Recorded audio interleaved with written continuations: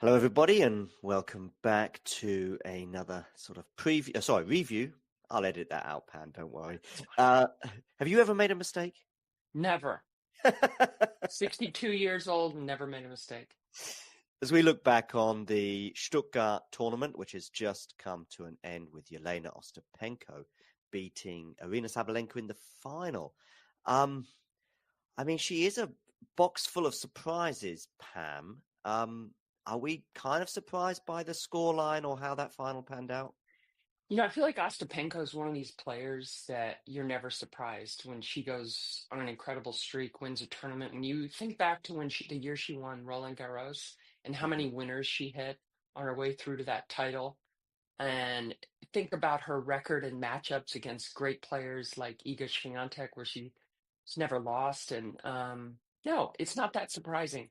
He's one of these players, and I can relate to a little bit because I've been helping Donna Vekic for 2.5 years. When certain players hit stride with their big game, it's like even Sabalenka was like, what do I do? Especially midway through the second set. It was like Ostapenko, where she win like 13 of 15 points after winning the first set. So no huge surprise, and you got to feel for Sabalenka because she's lost another final, lost another ability to win a Porsche. Yeah, I know. I'm just having a quick look to see, has Vekic played Ostapenko in the last couple of years? No, so 2023, they've got a 1-to-1 head-to-head. But I'm just wondering, what could you say to not just Jonna, but even if you were, talking to Aryna before today's match, what would you say about how to maybe deal with Jelena? Yeah, you know what? Playing Ostapenko when she's on her game is a huge test for your mindset, your ability to weather the storm. And, just accept that a lot of points are going to be taken out of your hand.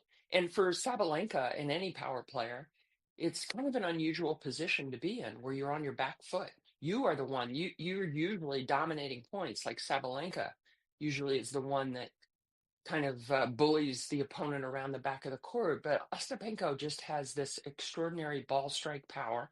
And when the control is reasonable, she just takes the racket out of your hand. So you can't go in, worrying about things you can't control on the other side. You really have to just worry about your own ability to compete, ride out the storm as best you can, and compete long enough to hopefully be there when Ostapenko's game takes a downturn.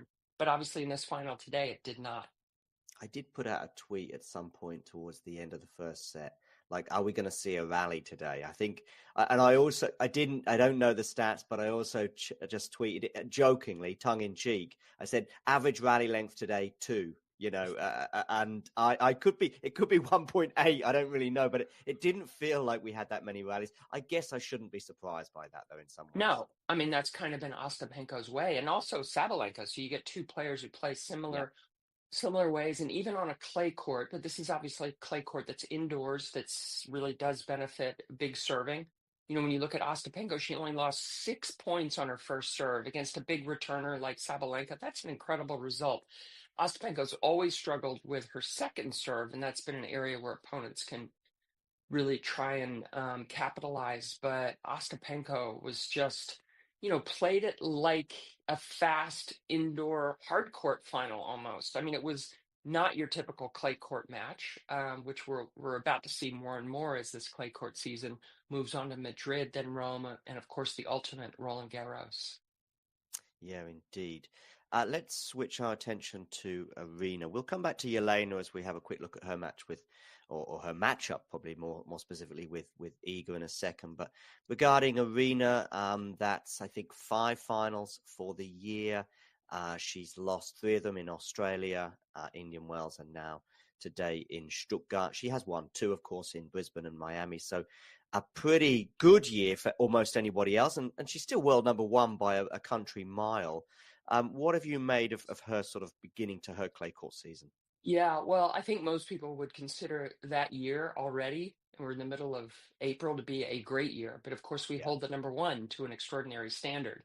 Hmm. And she wasn't able to three-peat in Melbourne, Sabalenka, but she obviously has earned this number one ranking. She's playing like the number one, even though she came up short today in other finals. It doesn't really matter. She's in the locker room. She has that number one reputation. Um, and I think all players realize that Ostapenko is one of these players when you play against, it doesn't matter. Sometimes the racket's just snatched away from you. But I think Sabalenka's really grown and matured into this number one position. We've seen the way she's risen to the occasion the last couple of years in major finals, whether it's 2 in Australia, the way she beat Pagula in the U.S. Open final a year after that trauma of losing to Coco Gauff when she'd won the first set.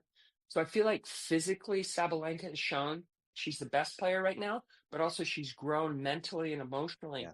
and also had to deal with things off court like 13 months ago when Yeah. her former boyfriend committed suicide. Hmm. These are hugely can be disrupting. I feel like Hmm. she also has a very stable team around her, and I think that's incredibly important when you're trying to hang on to that number one position. I like the sort of balance that Arena has found in the last couple of years since getting over the line in Australia in 2023 of being just nicely on the edge. So she's never short of motivation. She gets frustrated. That's okay, with losses. But 5 minutes later, she's got a clear head. The sense of humor is back. She's on court, praising her opponent, criticizing her team, but with the tongue in cheek. And the humor, as I say, is very much there. And it's like, okay, things didn't work out today. But sometimes as well, you can almost be too sort of accepting of defeat as well. I don't know if you ever felt like maybe towards the end of a match, Pam, that you were drifting through the last few games, just going, okay, I've done well. I've got to X round. I've pushed X opponent. I wasn't expected to win. Those thoughts I'm sure can go through any professional's mind, but Arena still cares a lot despite the fact that she's achieved so much.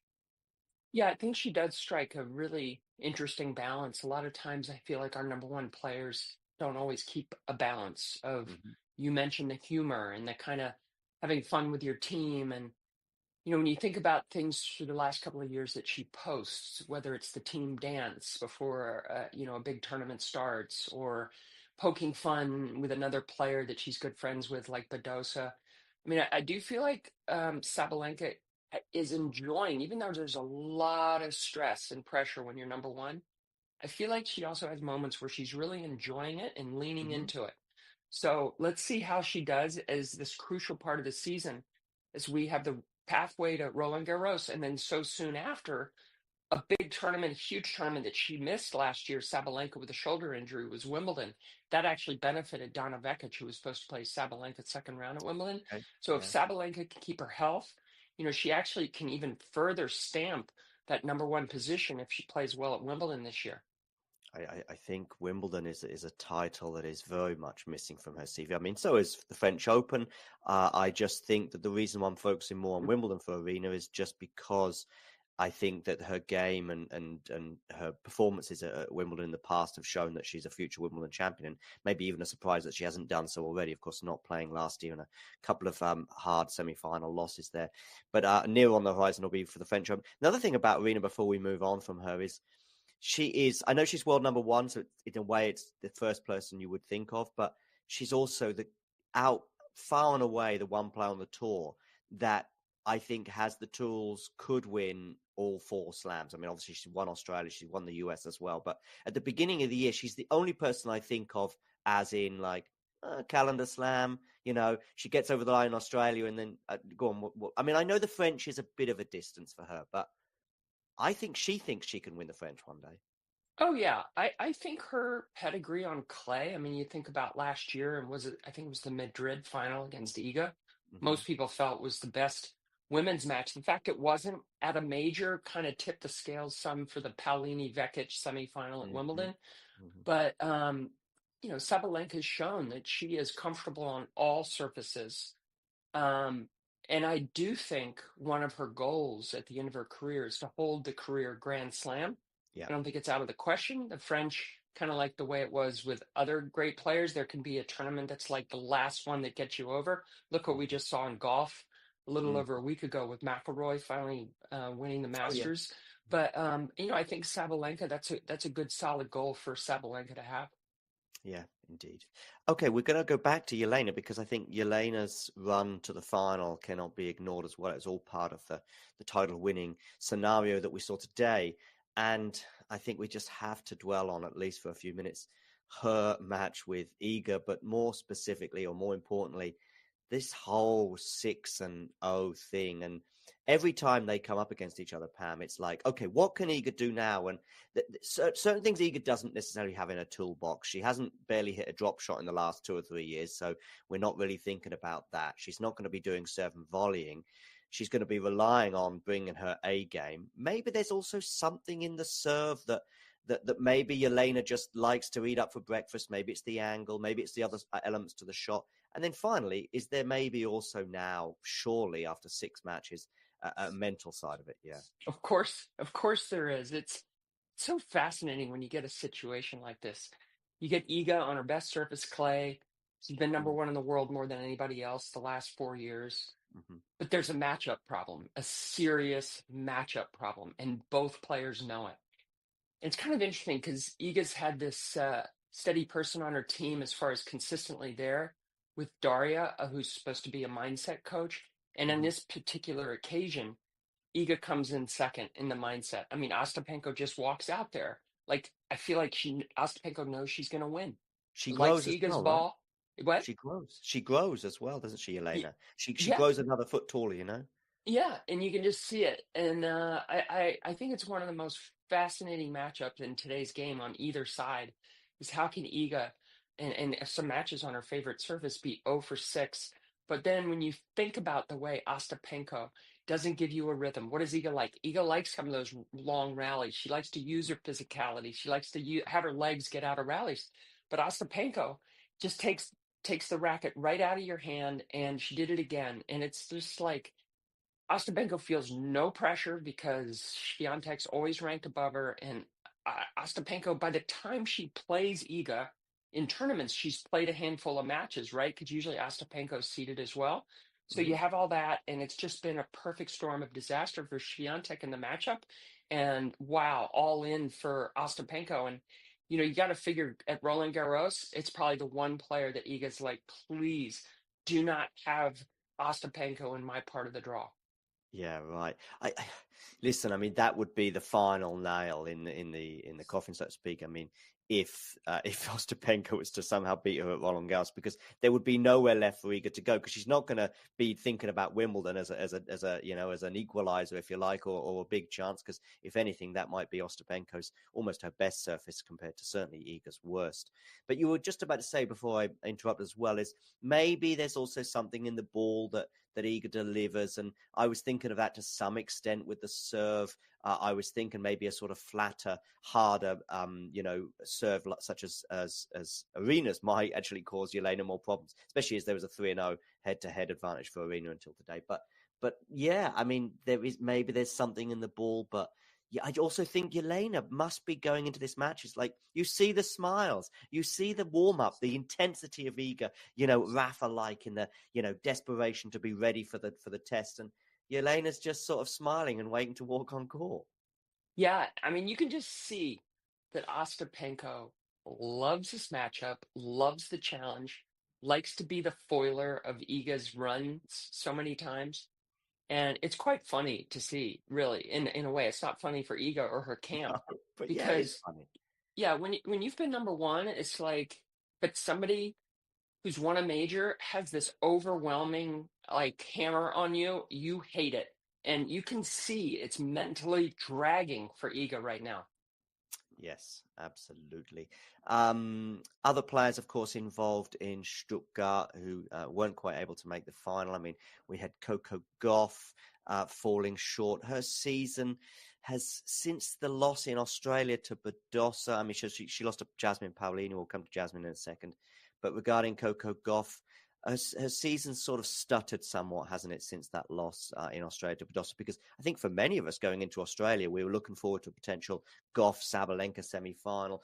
Gauff, sort of 3 or 4 months from the back end of last year and the beginning of this year, was building into something, very, very special, sort of number 2, number 1 ranked player in the world potentially, with United Cup wins over Iga. She also had a win over Iga at the back end of last year, WTA final success. So, and then she loses to Badosa and hasn't quite worked out for her since then. Yeah, I mean, Coco Gauff, I think because the forehand and the serve can be vulnerable still, she's going to have these ups and downs. And I tell you what, I'm looking at the draw, and I got to.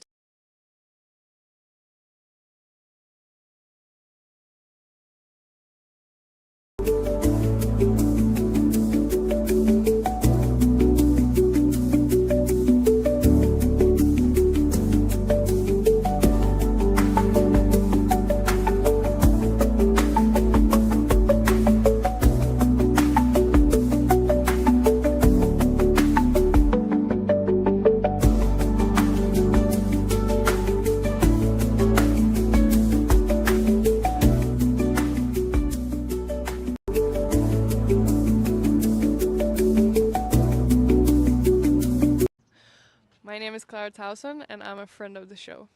Boom. I am Francisca George, and I'm a friend of the show. Perfect. Hi, my name is Susan Leemans, and I'm a friend of the show. Boom. Yeah. My name is Zainab Samaz, and I'm a friend of the show. Boom. Hey guys, my name is Sasha Vickery, and I'm a friend of the show. Boom. Hi, my name is Lloyd Harris, and I'm a friend of the show. Perfect. Hi, my name is Jan Faria, and I'm a friend of the show. Boom. Yes. Take one. Well done. Hi, my name is Jasmine Paolini, and I'm a friend of the show. Wow, Jasmine, you got it in one time. Ready? Play.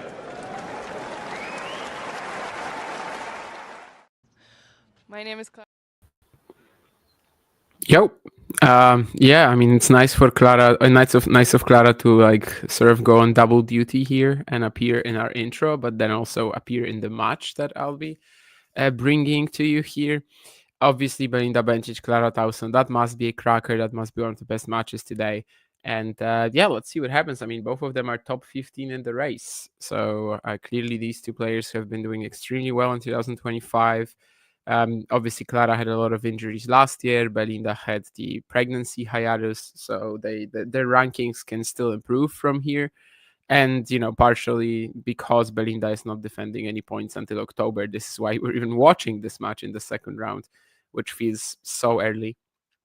But yeah, I mean, she's not going to be defending any points. She's only going to be gaining from here up until when she came back last year. They played 3 years ago, not putting too much stock into it, although it was a decent win for Clara Tauson, that's for sure. Bencic has already had to play around in Madrid. That's not exactly a disadvantage, I'd say, if you progress pretty comfortably, and that's exactly what she did against Zeynep Sonmez, another player you just saw in that video that we had played about the friends of the show. So Belinda can kind of go back to back in defeating friends of the show here. What else? I mean, obviously, there's a lot more action in Madrid starting right now. 8 courts. We've chosen this much, but I'd say if you're looking for something to watch at the same time, Medjedovic Echeverry is a solid shout too. Later today, we will also have more watch-along action from the two, let's say, most conventionally big matches of today, which is the Swiatek Eala Miami quarterfinal rematch, and also Joao Fonseca playing Elmer Müller. Fortunately, I might have to miss the Fonseca-Miller clash altogether. We'll see, depending on the timing. I'd love to see it, though, because it will surely be a cracker. And, Elmer 6 wins in a row. How does his backhand look against a player like Fonseca? Probably amazing, as it always does. But anyway, Bencic Tauson, definitely a great encounter ahead of us. Should not be happening in the second round, but here we are, and both players just have to try to make the most out of it. That should be a serve that's good enough for Belinda to win the point. Yes, indeed, 40-30. I haven't checked that actually. I will now, but I mean the conditions in Madrid, right? I mean, that's something that Bencic should definitely like, with how early she likes taking the ball, how how flat she plays as well. I think that's better for her than most other clay courts typically.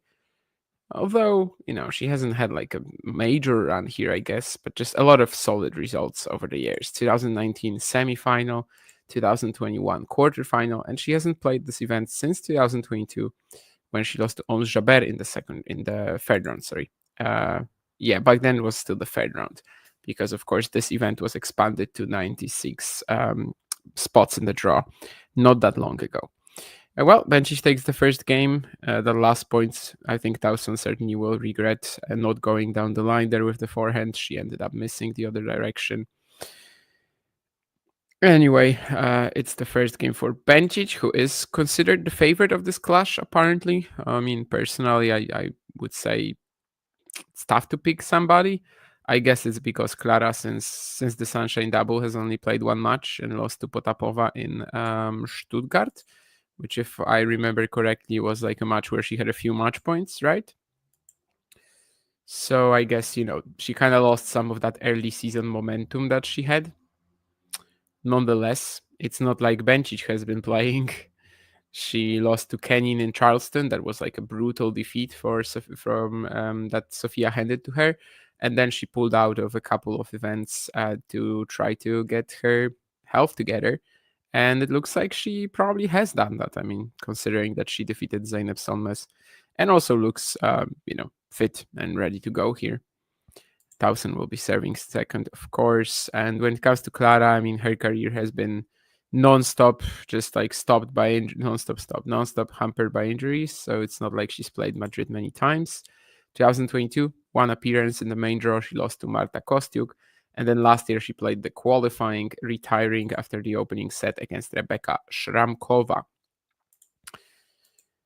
So not much Madrid history for Clara. I mean, I'm sure she can do fine at this event in the future. Obviously, it's a little quicker than most clay, so that's fine. But, I mean, I'd say that, if she loses here, like, it's not going to mean that the conditions are bad for her or something like that. It's just, she's running into a very difficult opponent in the opening round. I see some streams. I'm sorry, some comments already. Clara Tauson beat world number 1 Sabalenka about around 2 weeks ago. No, 2 weeks ago. That was Dubai, I guess, 2 months ago, more or less. But yeah, I mean, Clara has had a couple of great matches against Arena this year, and in general has been on fire.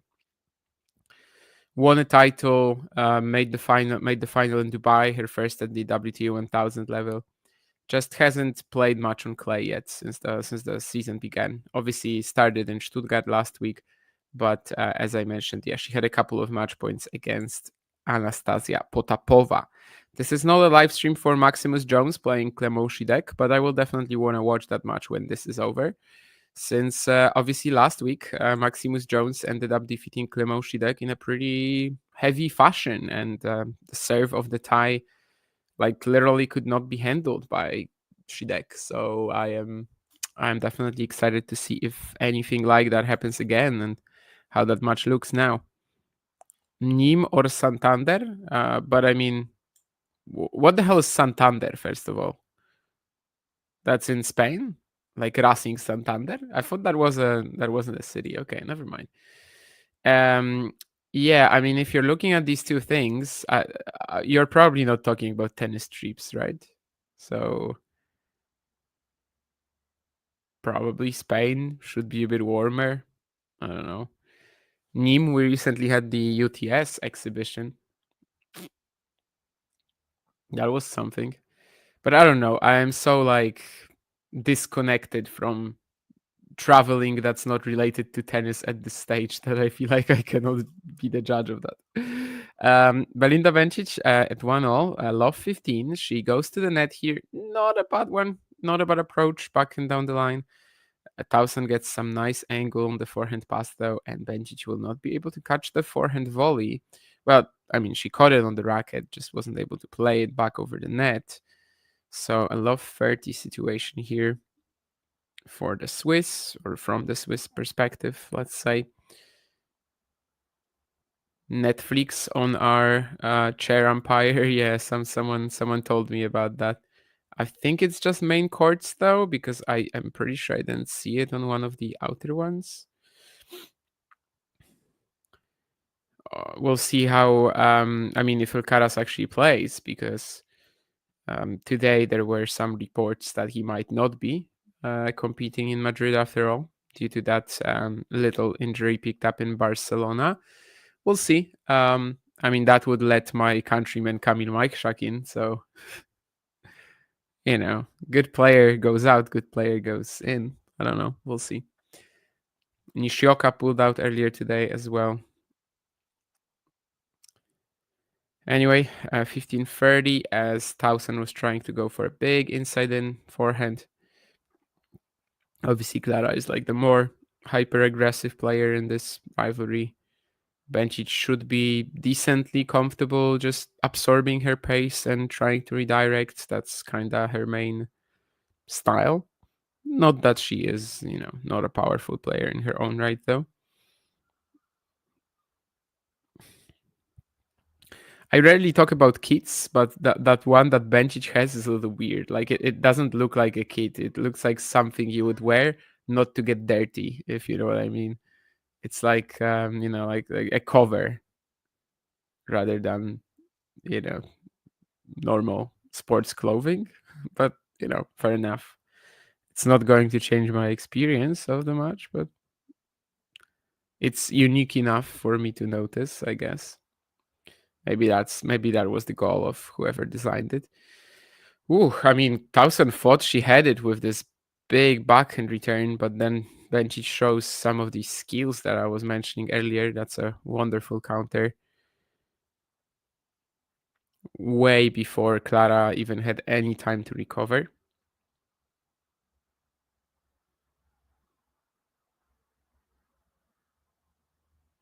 And that's an ace down the tee, so she handled that love 30 situation very, very well.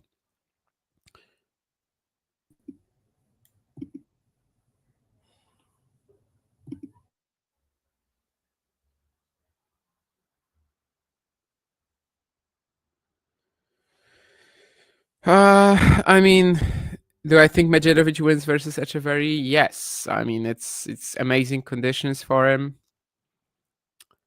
And if he is to make some sort of a big splash at this event, which I think he totally can, having Musetti in the second round, now's a good time. I mean, Tome has been pretty horrible this year. Like, well, horrible is maybe a stretch, but just average, I'd say. And yeah, seems like a good opportunity. Yeah, I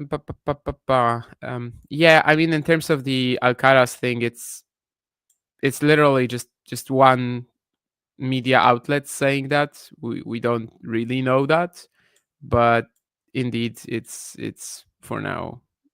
Yes, I mean, that seems like he is going to withdraw, but we can't say it officially because we just don't know.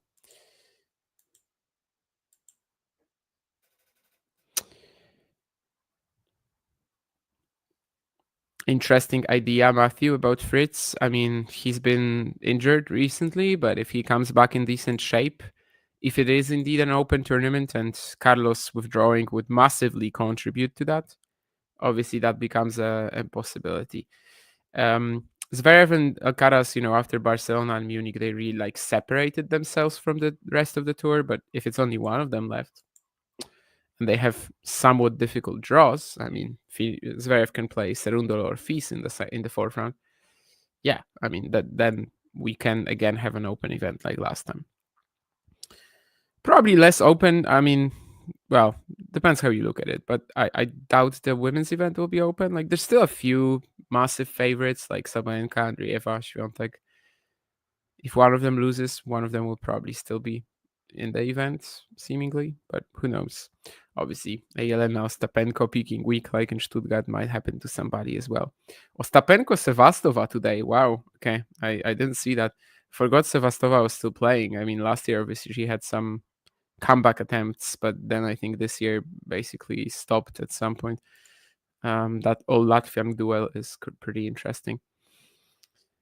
But yeah, lots of matches happening right now. Nishikori against Vukic has broken in the second game. K.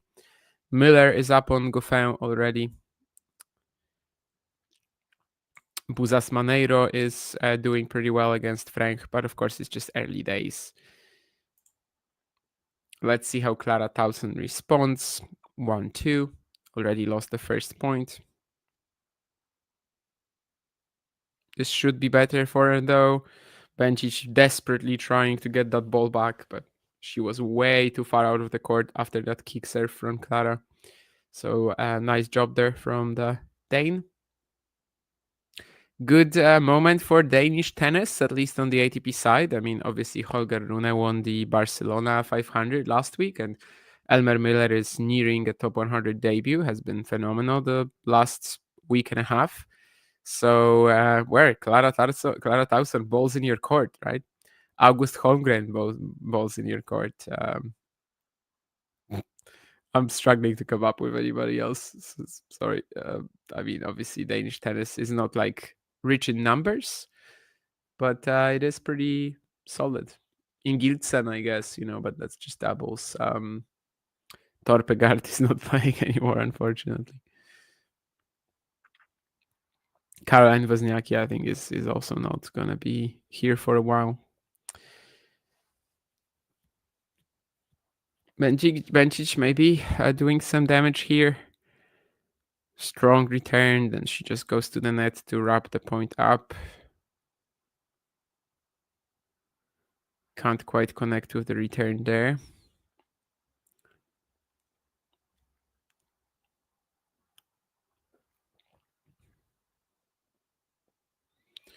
Nurlan says that not talking about Keats is a weakness in my game. I actually treat it as a strength, Nurlan.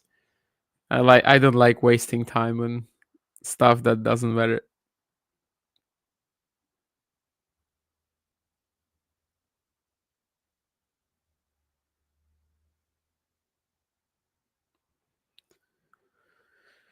Yeah, looks like maybe this 1530 will go unpunished too, as Bencic is really actively trying to smash this return here, but that's not... the execution didn't quite follow the idea. So I guess that's... yeah, and an ace from Tauson, just like Bencic ended the last game. That's 3 unreturned serves and 1 serve plus 1 forehand from Tauson this game. So didn't really need to do all that much, I suppose, other than just put a few serves in. Nonetheless, they were pretty strong. 2 games all. Of course, Madrid is at like 700, 650 altitude. That will lead to some issues with controlling your return for some players. Although yesterday, Giovanni Pecci, Pericard, Mariano Navone, we saw how Mariano just had none of it, really. These 2 players, though, so far, not really in that rhythm yet on return, which this point from Tauson kind of shows too.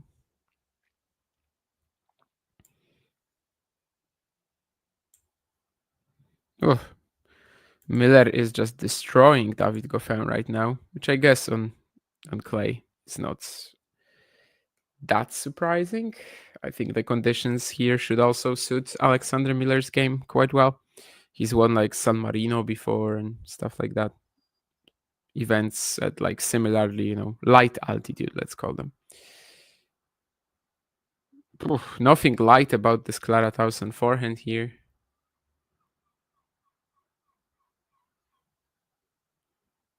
Nice how she switched up the pace as well. I mean, the return was so spin heavy, and then she just crushes the next ball down the line. Always a little tougher when you have to readjust like that. Some more strong serving from Bencic, though, keeps her ahead down the tee.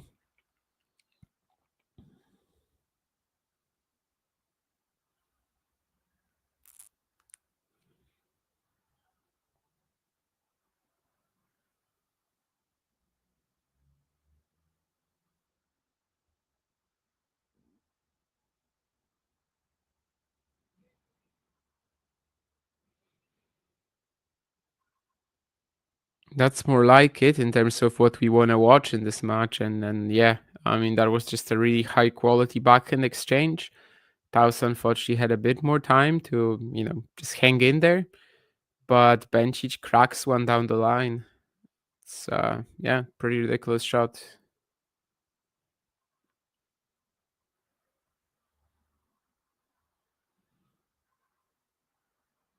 They both play so fast and really early off the ground as well. It might be difficult for them to have a lot of spectacular rallies, I think.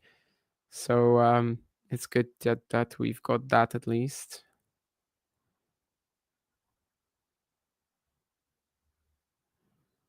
Well, speaking of speed, that was quite a return from Tauson as well. Just finds the baseline. 127 on the second serve from Bencic. That's not much, obviously. Kilometers an hour, by the way, not miles. In miles, that would be Giovanni Becci Pericard / Alexander Bublik, second serve.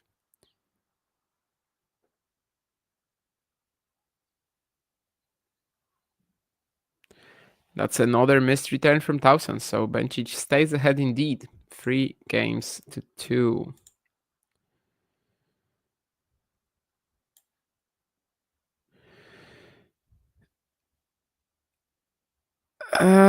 Guillen Meza and Rodriguez Taverna, same player? Nah, I mean, Guillen Meza is way more of a grinder, right? I mean, sure, they have pretty poor backhands, but that's where the similarities end. Rodriguez Taverna is almost a ball basher, and Guillen Meza. Well, he is, let's say, if you love South American clay, you're gonna love him.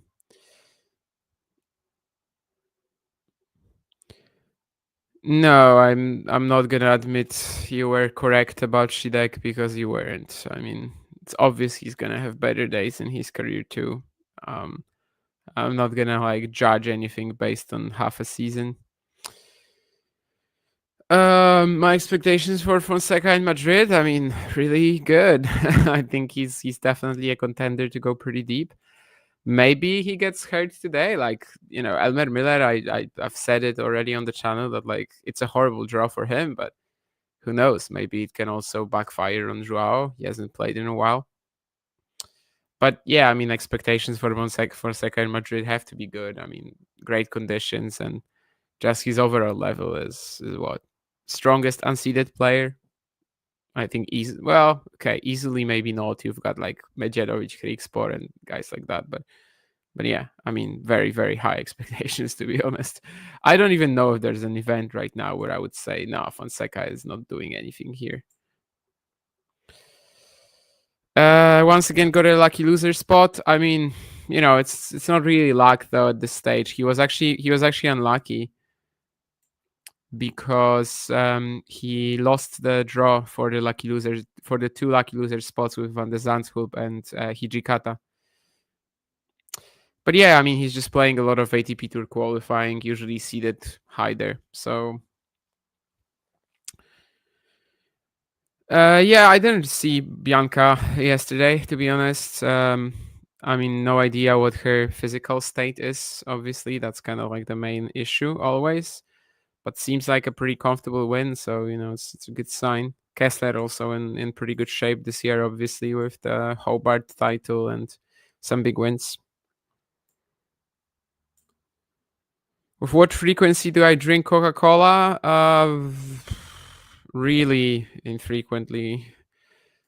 As a chaser for vodka, but Coke Zero, and otherwise, I don't know. Very rarely.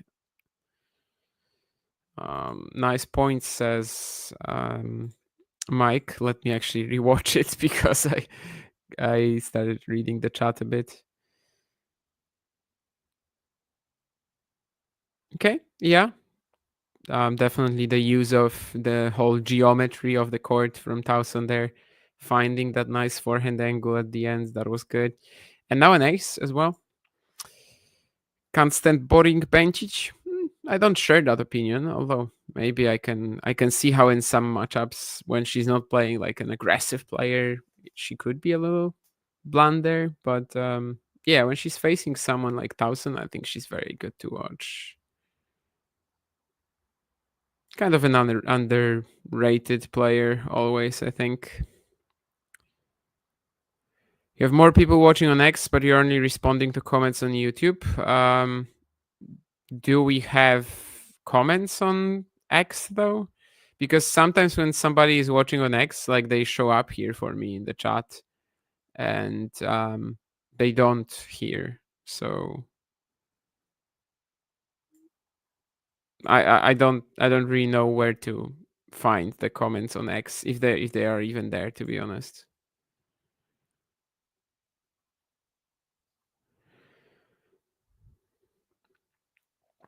Goffin probably get a bakery product. Well, looks like maybe not the set, or well, at least it's not certain yet. 1-4.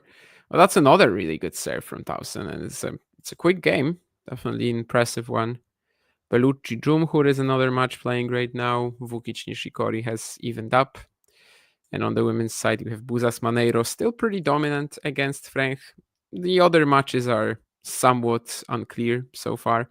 Samsonova up an early break on Caroline Dolheid. I think Samsonova last year beat Osaka here, right? There was like a pretty good match. I think I did a watch along on that.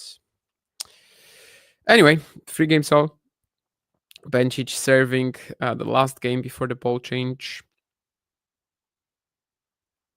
Yeah, another great serve down the tee, puts it away easily. I think we're definitely seeing some of the impact of these, slightly quicker clay conditions in Madrid with how both players are, getting so much for free. Maybe it will sort of like lose meaning as the match goes on, as they get a little bit more used to it and to their serves, to reading them. But for now, we definitely get a lot of serve-based action.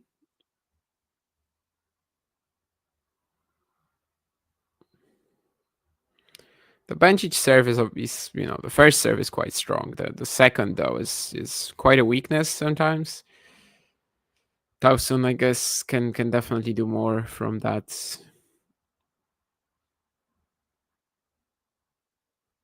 Not that she's really like had many opportunities to so far, but maybe that's going to be a factor somewhere down the line. Who knows? We've definitely seen matches from Bencic where her second serve just gets killed, like, I don't know, Madison Keys, Indian Wells this year, right? That was just brutal. Actually, I think even her first serve was getting killed there, but her first serve is pretty good generally.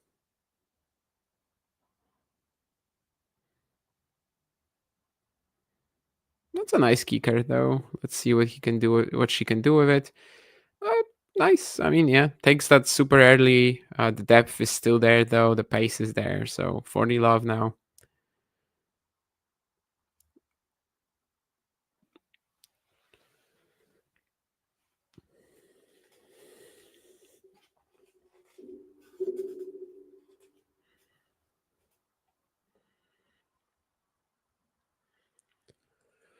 Outright serve, drive volley on the line, a little bit more risky than I would have expected, like a little too close for comfort for my, let's say, preferences, but, okay, she made it. I guess that's okay then. Let me see who the winner of this clash would play in the next round, as I don't really, haven't memorized the draw to this extent.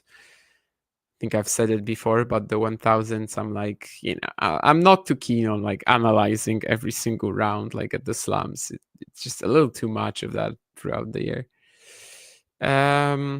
Let's see. Okay, so the second rounds are here, and Bencic Tauson would play Haddad, Maya, or Pera in the third round. I mean, that's a great opportunity for either player. And then eventually they could run into Goff as well in the fourth round. So that's, I think, a fine chance too. I mean, Belinda has already beaten her this year. I don't think Clara has played her this year. But yeah, I mean, these conditions as well.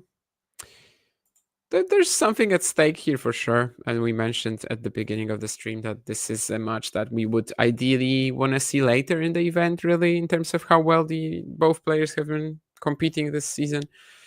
So yeah, I mean, there's a chance that the winner will go pretty deep. Has Tauson ever played golf? No. Okay.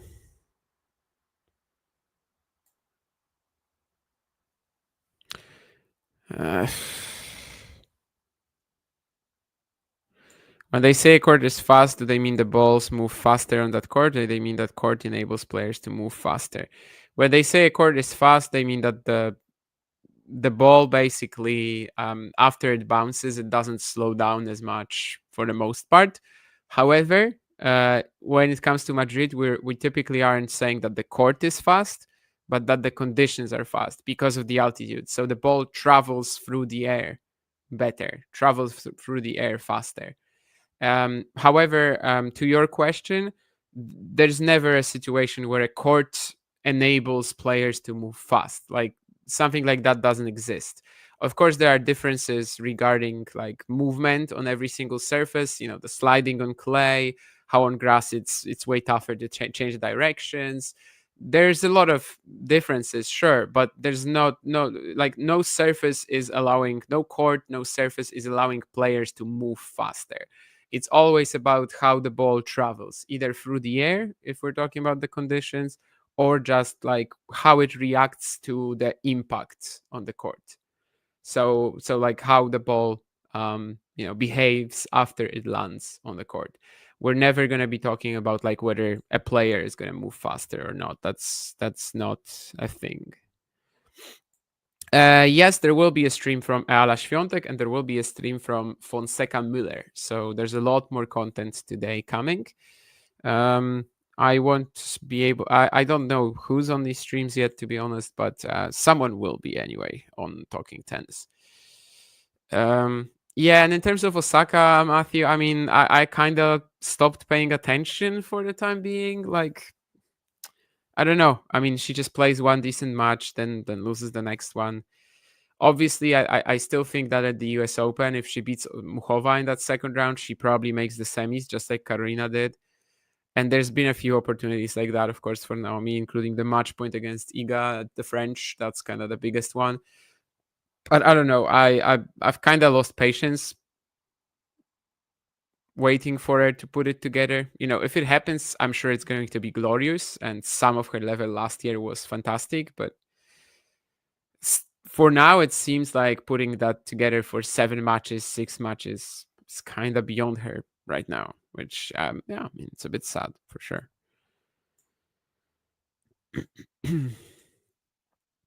If they say the shot is flat, it basically means it's about the trajectory of it. So like the ball has little net clearance. Net clearance is like how high the ball is over the net, and the trajectory of it is flat. It's literally like it's not going to be a straight line, but it's going to be like an almost straight line.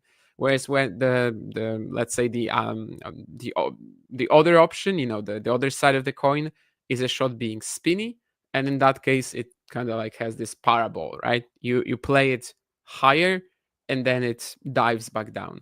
Whereas a flat shot is just woo through the air. I mean, in an almost straight line, and without being that high over the net. So that's what it means. That's what it means. Yeah, like literally trajectory. So what you would expect with flat, I guess. The opposition to flat is spinny or something like that. Yeah, having a lot of topspin and stuff like that. What are my thoughts on Pokorny, Simakin, and Sharipov? I mean, Sharipov is by far the best, I think. Simakin a little too solid and nothing more to me. Pokorny is like kind of generic, I'd say. Like there's 500 players like that on the tour, but he's okay. Sharipov though is the one that could actually make some decent progress, I think. The serve is just insane. And yeah, I mean, it could be a bit of a... Okay, not to this extent, right? I'm not saying he's going to do an Aslan Karatsev 2021 season. But I think it could be like a more or less similar scenario where like he's super inconsistent for most of his career, and then suddenly everything clicks, and I don't know, he can even like reach the top 100 or something like that. I don't think that's out of the question. Whereas Pokorny and Sharipov, I'd be surprised. Sorry, and Simakin, I would be surprised to see them like top 100 or close to it.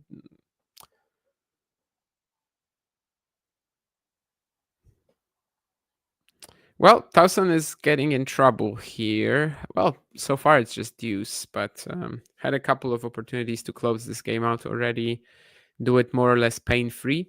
And now I think she's like double faulted to get to deuce again. Let's see if Bencic can apply any pressure. It's going to be tough after a serve like this. Yes, indeed. It's a very short return. Clara just comes in to pick it off. Is this more or less the first difficult game on the Tauson serve? I'd say so. Might be the first deuce as well that we have in the match. There was a love 30 for Tauson on the Bencic serve, but then Belinda won the next 4 points. So I think it's really the first longer game we have on Clara's serve, but this should be another serve that just wins her the point, yeah. Bencic trying to block it, but it's gonna just like sit up for her to attack. It's not going to be anything impactful. So 4 games all now.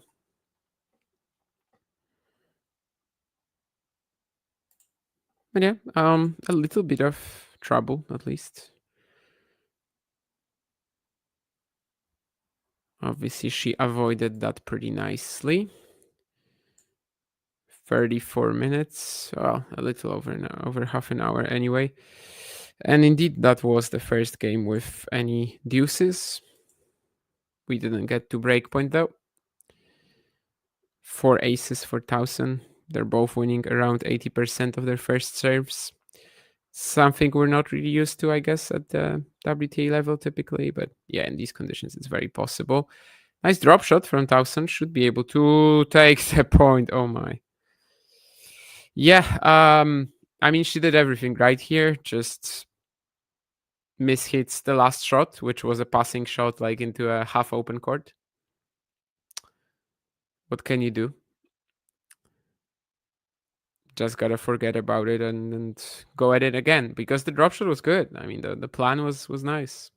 I think Belinda was definitely caught by surprise. But yeah, just the finish right there. You can see she hit it with the frame.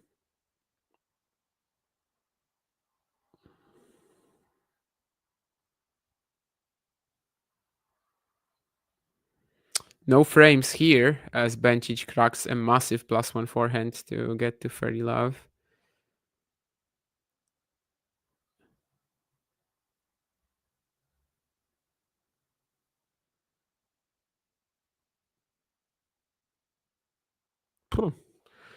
Yeah, definitely no frame. I mean, we even got a replay on that, and she was basically dead center of the racket.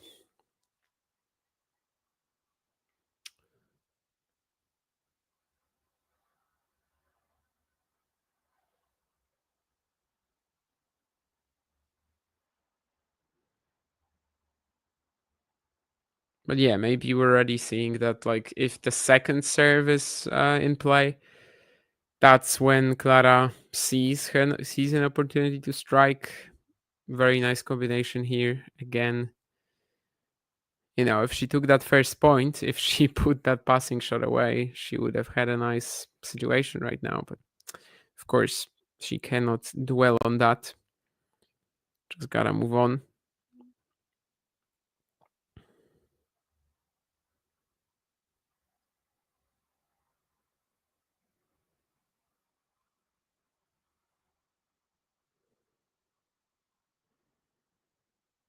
And now she has another second serve from Bencic to potentially look for something. Yeah, nice. I mean, she's not really like stepping into the court to take these second serve returns, which is what you would usually do on like hard courts, I guess, against Bencic. But here she is just very comfortable that like meter behind the baseline, she hits a shot heavy enough that Bencic can't really handle it, and it's been happening for, you know, in a few points for now. maybe this is where we actually see some sort of a scoreboard impact too, as it's a 30-all. And another second serve to look at. I think Bencic probably should avoid serving to the Tauson forehand this time. I mean, she was trying to catch her off guard, I guess, with the longer second serve down the middle, but that means it's a double fault. And now we have a 30-40. It's our first breakpoint of the match. Clara Tauson put some pressure on that second serve from Bencic in the last 2 points, and that double fault is also indirectly a result of that. So let's see if Tauson can get a lead here. Well, first serve, but not one that was particularly impressive. Some good angles from Tauson, and Bencic will not be able to track the ball down. Yeah, that massive backhand crosscourt. That's basically what won the day in the rally. So yeah, from low 30, even though she missed that easy shot in this game to start it, she wins 4 points in a row, and she is going to serve for the opening set. Tight match thus far, but she just stepped up and now obviously has a big opportunity to get that 1-set lead. Goffin 2-5 down. Vukic and Nishikori now on serve at 4-all. Echeverry, Medjedovic also on serve. Bellucci is leading Jumhur early days. Do we have any sets won yet? Not in any of the 8 matches. Although Samsonova is in the same position as Bencic, as in she will be serving for the opening set after a changeover. So it might be a bit of a race between Samsonova and Tauson. Yeah, flat shot has less spin, barely any spin. Yes, that's what flat means. Yeah. Osaka 125k event in São Malo. Okay.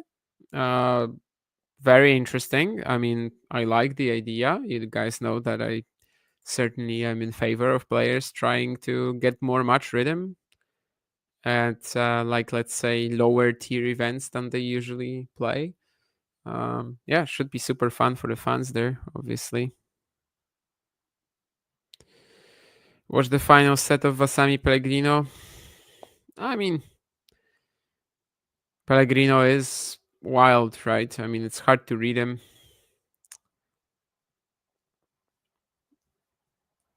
Definitely is quite a character. And sure, I mean, I can imagine him just flipping a switch mentally, although I think it was still more Vasami just kind of losing it after saving these 2 breakpoints.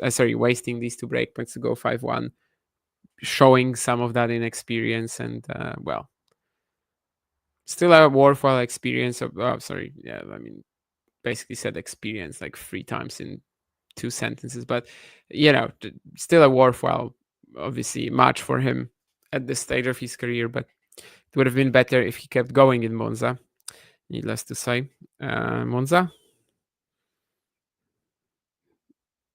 Rome. Sorry, yeah, I'm always mixing up the Italian events since there's so many of them. Okay, now is the crucial game, and now is when actually Tauson is starting to struggle. She began with a double fault at for love 15.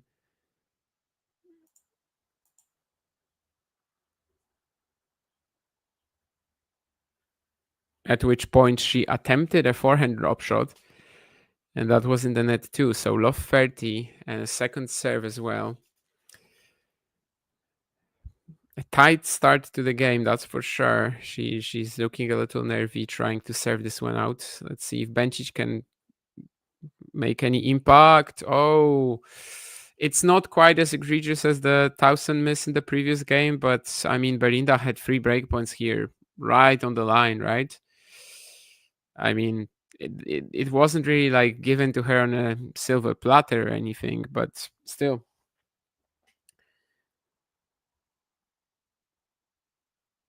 Did everything right until the actual, finishing shot. So 15-30, but yeah, it could have been even worse from Tauson's perspective here if Bencic doesn't miss that last put away. Goes for a pretty big return, the Swiss, dictating with the backhand.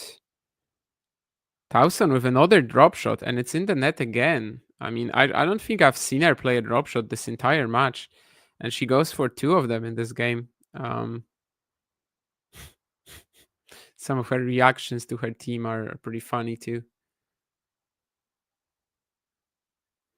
Her drop shot typically isn't like horrible. I think she actually on occasion does a lot of good damage with it. Mike mentioned the Sabalenka match in Dubai, but even the Australian Open clash was pretty good, and I remember a lot of good droppers from that. But yeah, so far she really hasn't been going to that resource, to that tool, and to go for it twice on the first 4 points here in the game where she's serving for the set, it's a little questionable, let's say. And what's even more questionable is this double fault. So yeah, Clara Tauson was serving for the set, but basically threw in a horrible game where the only point she won was through a Bencic like put away miss. So yeah, I mean by far the worst game of the match from either player so far, and that once again puts us at on level terms. Yeah, thanks Dave, thanks Dan. Definitely had a good Easter. I mean, I don't really remember why Yoon Seon Chung is a very entertaining character on court, to be honest. I mean, I watched him obviously many times, had that final in Mexico, for example, but I don't really remember why he is an entertaining character, no. Carlos is out, Matthew says, okay. So, well, what was expected happened, and now, I mean, it has to be Mike Schack next, unless he left Madrid for no reason. So yeah, at least a Paul and a very informed player who just won a challenger in Madrid is going to be in the event. So can't be too disappointed, I guess. For Carlos, I mean, after winning Monte Carlo, I think as long as this isn't serious, it's not bad for him, not at all, because yeah, I mean, he's already won an ATP 1000. He almost won the 500 as well. Either way, he's going to be arriving in Paris with decent confidence. So yeah, because he's already done a lot this clay season, I don't think it's that horrible for him to miss out on this. But obviously, the biggest question is like how serious the injury is. Because if it's also going to hamper him going forwards, then that's not ideal. If it's just preventive, though, really not a bad thing for him to miss this event, I think. Although, no doubt he would like to play it. I mean, it's at home. He's won it twice. And small tear in his upper leg abductor. Okay. Yeah, that was an amazing set. And I think it was actually, what contributed later to Carlos suffering that from overplaying. Maybe a lesson for him for the future that like playing Monte Carlo, Barcelona, Madrid, Rome all back to back, like it's tough, I think even Rafa in the seasons where he was unbeaten on clay, he skipped one event. And yeah, I do kind of think that maybe playing Barcelona was a bit of an overkill. Ooh, speaking of overkill, Tauson should have had a 15-30 here, but she misses a smash. Was a very entertaining point, though. So, at the end of a very long exchange, it's tougher to make a shot like that, no doubt, when you're already, short on breath. Still, I mean, this should have been hers.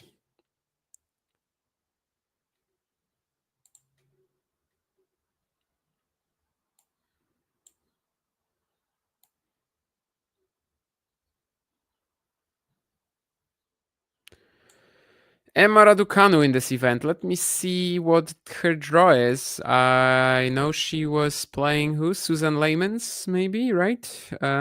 So yeah, I have to see what her draw is. Susan Leymans, friend of the show.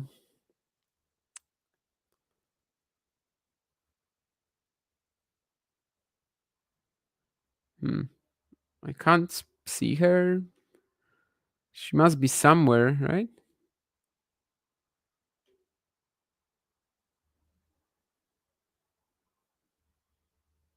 Okay, here.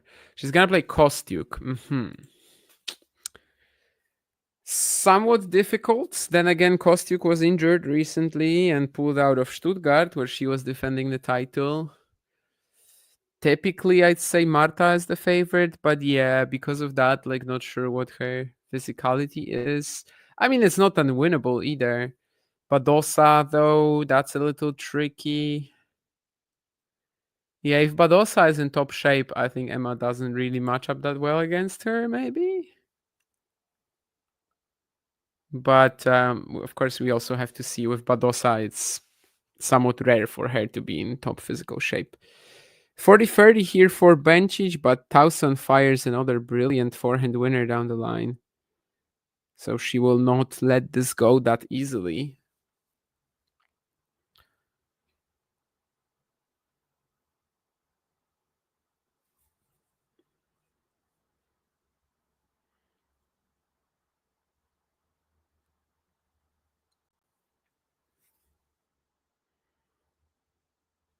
Will she also win this backhand exchange? She slices and lures Bencic forward. That was really good. I mean, I wonder if the slice was supposed to be this short and kind of like slick. It barely bounced, and yeah, it was perfect. Very tough ball for Bencic to handle. So Tauson with another break point and one more chance to serve for the set if she can convert this. I think she's 1 out of 1 on breakpoints, and so is Belinda. So we still haven't seen a missed one in this game, in this match.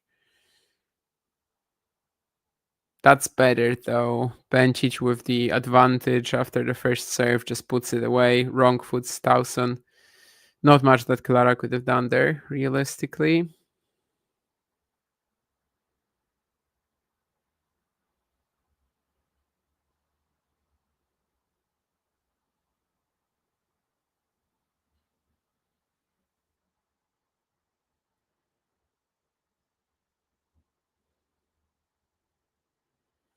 And that's another great serve. Out wide. This time it's like a sliced one on the deuce side. Yeah.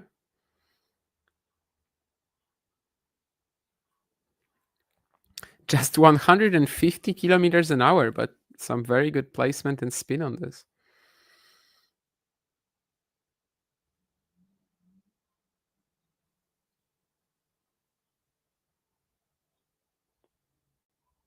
They're both firing massive shots here, but it's Tauson who's gonna misfire.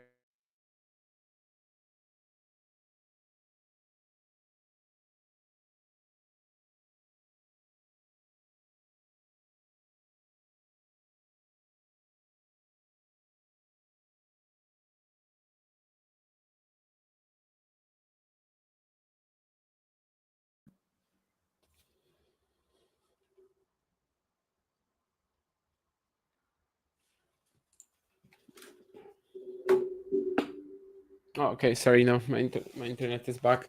I was scared for a while that my battery has run out, but no. Okay, never mind. So 6-5, as I said, 2 games ago, Tauson was serving for the set. Now she will have to serve to even stay in it. So not an ideal scenario.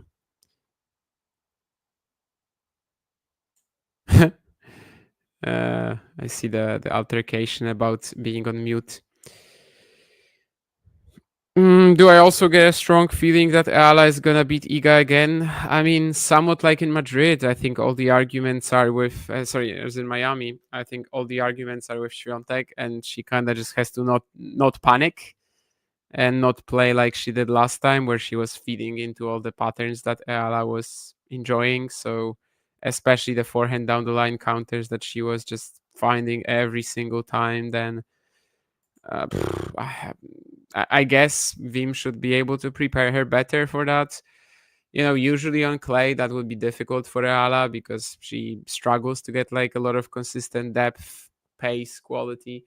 But you know, Madrid is a little different. So I guess because it's Madrid,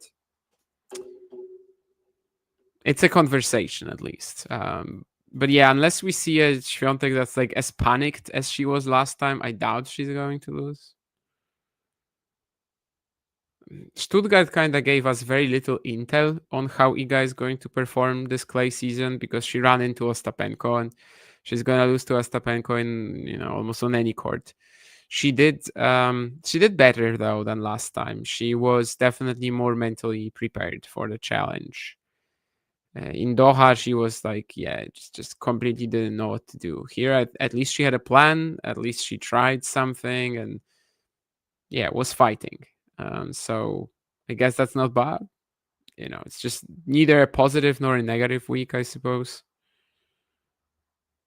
The win over Rihanna Fett, doesn't really mean much. It's very much a possibility that Iga won't hit her like best clay form until Rome, because of course Madrid, the conditions are a little less suitable. Not that she can't win it; she just did it last year. But there's just the range of players, the pool of players that she can lose to is a little broader, especially all the big hitters. They are going to be a little more excited to play her here. We're seeing that perfectly in this Bencic Tauson match. I mean, this just isn't, your typical slow clay tournament, slow clay event.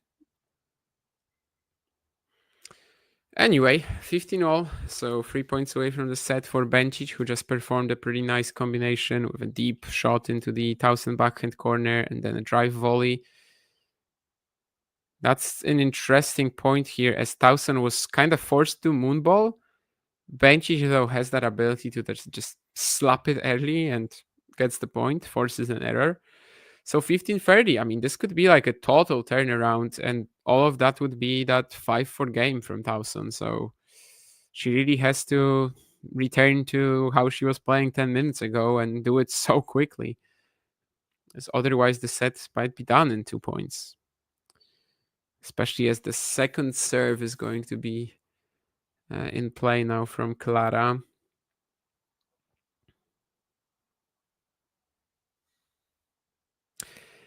I was afraid of that. I didn't know if to say it, but I was afraid of that double fault. Yeah, 15-40. This has been a collapse and a half from Tauson. She saves 2 set points here and goes on to win the tiebreak. Fair enough. But otherwise, the 5-4 game especially, that was just not it. And right now she is in struggle town, 15-40. 2 set points for Bencic. Another second serve. Are we feeling a double again? I'm going to say no. That previous one, though, it was telegraphed. But no, it's a double. Okay, 50% efficiency for me. 0% efficiency on the last 2 points from Clara Tauson. She made 2 double faults in the 5-4 game and 2 double faults here. Yeah, just a big collapse. And she still had a breakpoint at 5-all, by the way, which she couldn't do much but yeah, 4 breakpoints. 4 breakpoints, 4 double faults in the last 2 service games. Really crucial as well, both on breakpoint. In both games, she made 1 breakpoints. Here, even back-to-back to lose the set. What can you say? She has to restore her mental stability pretty quickly here. In terms of the stats, 4 aces for Tauson, 6 double faults. Of course, 4, as I mentioned, were very recent. Lots more unforced errors. 14-23 for Tauson, the stats. 9-13 for Bencic. Only 27% of points won after her second serve, Tauson, but a lot of that is the doubles. And 39-34 total points for Belinda. No opinion, Nurlan. I think she's attractive. But generally speaking, that's not what I like to talk about either. By the way, an update on the other matches. So obviously Tauson lost that race to finish the set first with Samsonova, who's up a set on Dolhide. We've got Vekic with 2 set points on Hailey Baptiste, and Buzas Maneiro. Frank is getting to be a marathon right now. For the men, though, most of them have already finished sets. Alexandre Miller up a set on David Goffin. Kei Nishikori on Aleksandar Vukic, and Mattia Bellucci on David Džumhur. Hamad Medjedovic, Thomas Martin Etcheverry still stuck in the opening set. Looks like there's been some really, really long games there. 5-4 for Etcheverry, but Medjedovic is serving. However, he lost the first point, so it might not be that easy. Etcheverry has saved 6 out of 6 breakpoints, and Medjedovic has saved 3 out of 3. So yeah, and love 30 now, so potentially Medjedovic might have to save more. Anyway, that's the update as to what's happening on the other courts. In terms of Bencic, Tauson, of course, they'll be restarting shortly as we head to the second set. And, well, I mean, it feels like there's pressure on Tauson now to kind of just find it again, right? Just be able to climb back into that mental state that she was in earlier, drop the nerves and just play like the first set never happened, or at least the last 3 games of the first set never happened. I think Clara went to the toilet. Bencic is staying on court though and really getting her serve ready. Interestingly, she took like 6 balls and she's just serving all of them.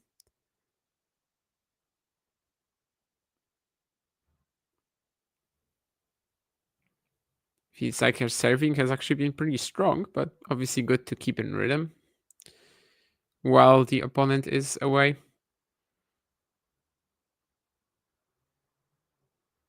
I feel like she's even thinner than she was as well, Bencic. I don't know what sort of a recent like health issue she had, if that contributed, but who knows? Maybe her fitness will be even better than ever now. Which I don't think she's ever really struggled with, but she does look crazy thin today.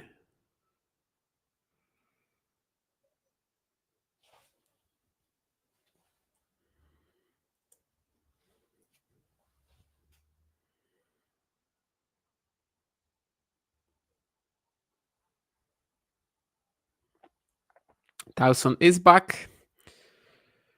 And of course, it will be Belinda Bencic kicking off the second set. Tauson has a lot on her mind right now, I'm sure. But again, I mean, there's not much you can do at this point. Just have to try to forget about what happened and play this like at the very beginning.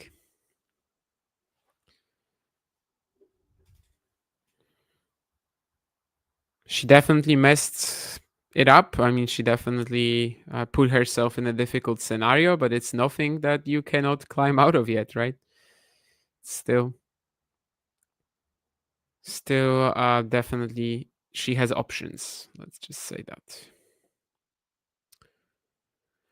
And Etcheverry did indeed break Medjedovic for the set.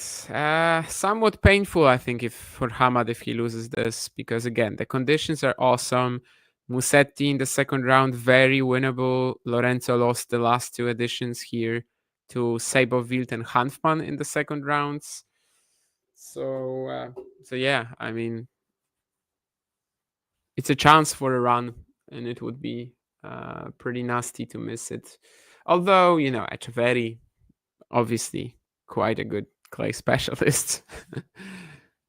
It's just that his recent form has been a little so-and-so.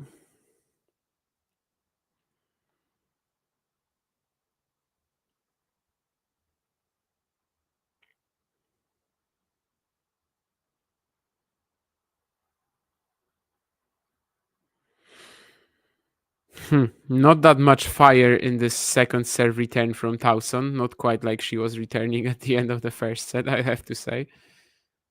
And obviously at the end of the first set, she was fine on return. She just had these 2 horrible games on serve. This time she kind of used it more as a point starter, and eventually she was the one to miss a backhand down the line.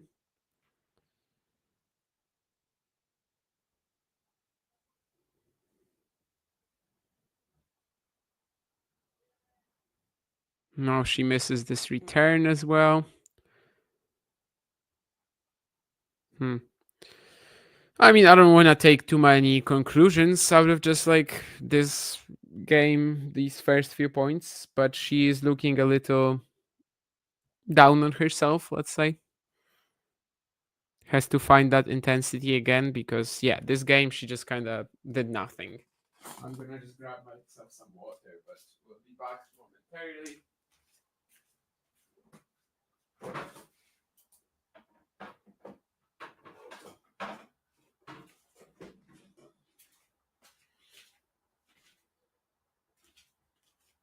No Coca-Cola, sorry, Nurlan.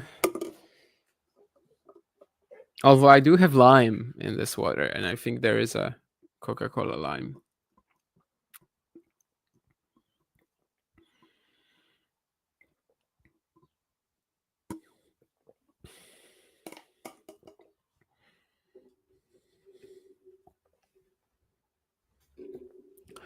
Apparently in 2025, Bencic, when she wins the first set, she only lost one match.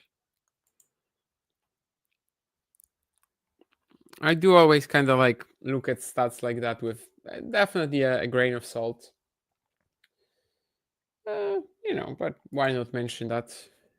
After all, it's not that small of a sample size. But we do have to remember that, with how many matches end in straights, obviously. Sometimes if you win the first, it just means you're much better than your opponent. Doesn't mean that you're that amazing of a front runner or something. But who knows? If she can put the pressure on here right away, especially considering how, lethargic Clara is looking, that could actually lead to her running away with things. Let's see. The first point is exactly what she wants right now. Aggressive return, follows it up. Needs a couple of shots to take it, but... And by the way, that one match that Bencic lost this year, when she won the first set, that was against... Oh yeah, of course. I was doing a watch-along from that. That was against Coco Gauff at the Australian Open. That was an amazing, super high-intensity first set, and she kind of disappeared after that. I think at the time just wasn't ready for 3 sets against a player of this caliber.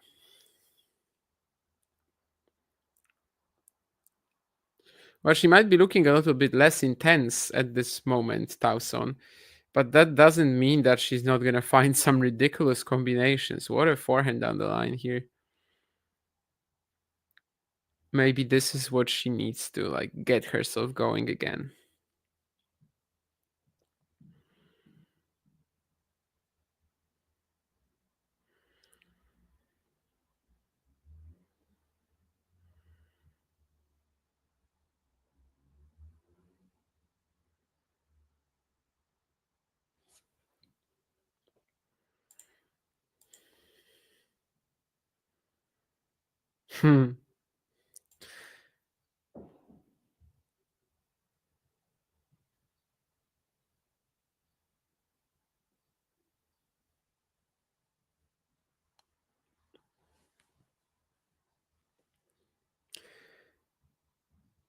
No, there's no 5 setters for women in any tournament.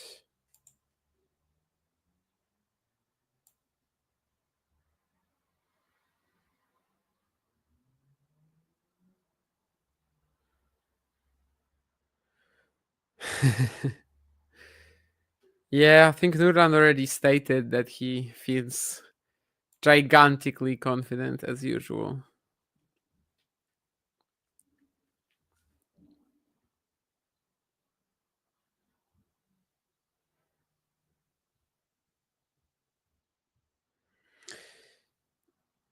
Bench is displaying a bit of confidence too, but she missed these aggressive returns in this game, along with that forehand down the line from Tauson. Clara stops the rut, if you may. I mean, it's not like the streak was that long. It was 4 games in a row for Bencic.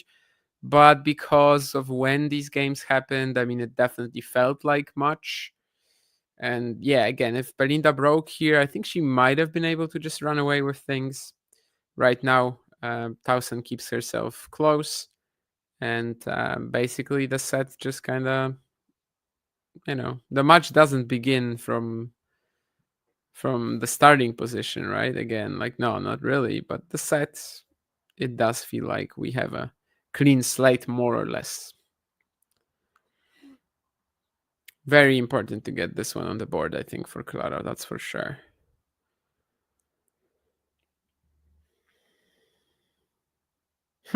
Interesting one. Tauson was already covering the backhand corner with the serve return.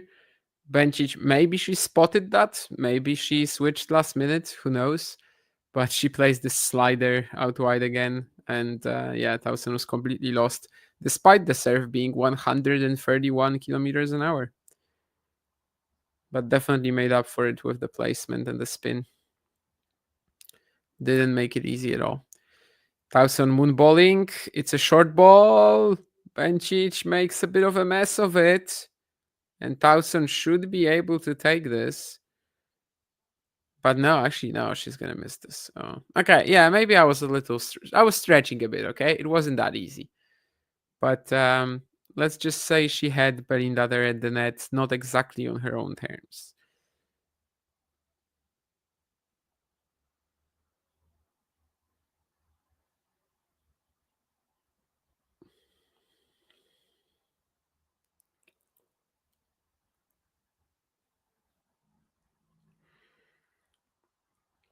The shade in Madrid is making it tough for me sometimes to see where the ball landed, to be honest. Well, definitely no issues in seeing where this landed, though. So much confidence for Bencic on that drive volley, and she just goes down the line with it, basically bang on. So 40 love, it's a pretty scary game if she can just like clinch it to love and do so much again with early aggression after the serve. Well, she won't be able to clinch it to love. Good reaction from Tauson as Bencic was trying to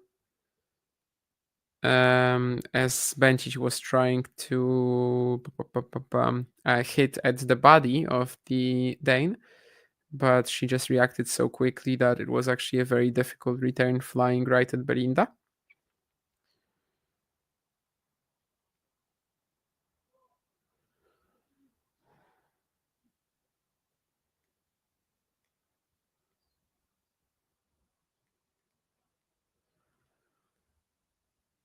But 2-1 eventually, not much harm done.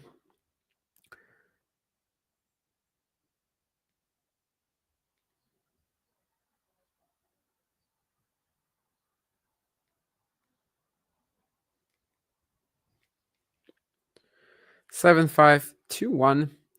Serving first in this set might be a big advantage for Bencic if she can just keep this up, because we've already seen Clara struggle under pressure, so who knows. Medjedovic broke early in the second set against Echeverry, but now somewhat struggling to keep it up. Looks like Bellucci is in a pretty good position against Jumhur. Vukic fighting back in the second set against Nishikori. And Buzas Maneiro taking over against Frank 7-5 to love. Samsonova up a set and a break on Dolhide. Vekic up a set on Baptiste.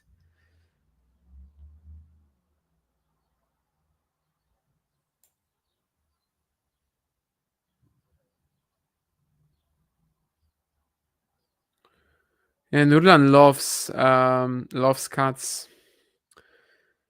He keeps tweeting something about this. Like retweeting cat videos.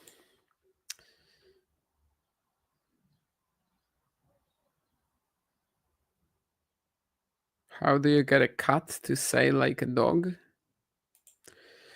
Will Vekic ever make a 1000 quarterfinal? She hasn't. I mean, if you've made a Grand Slam semi, who cares, right? And an Olympic final.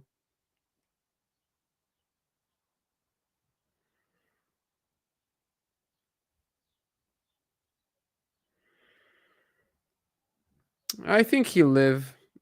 She'll live without the 1000 quarterfinal.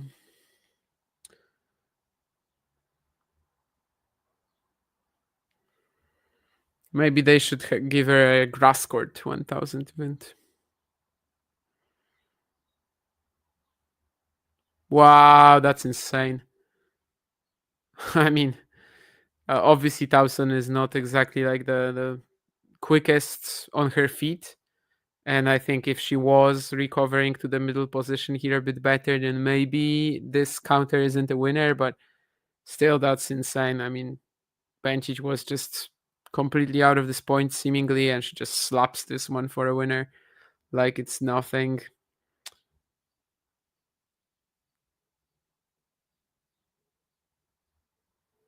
Very good return as well.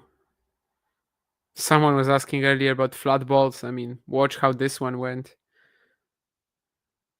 Probably no space whatsoever between the tape and the ball when it was getting over the net. So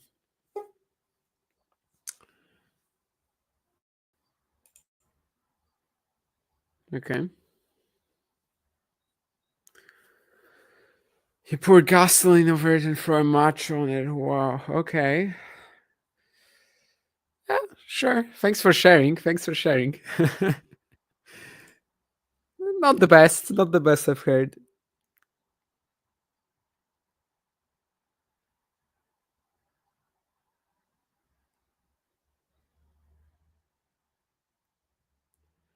$15.30.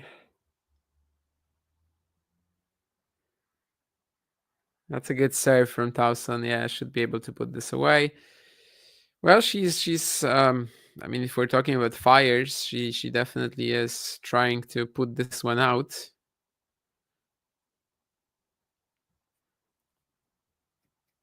Falling behind the break, especially if it's consolidated here, it could mean it's game over for her in this match. We'll see.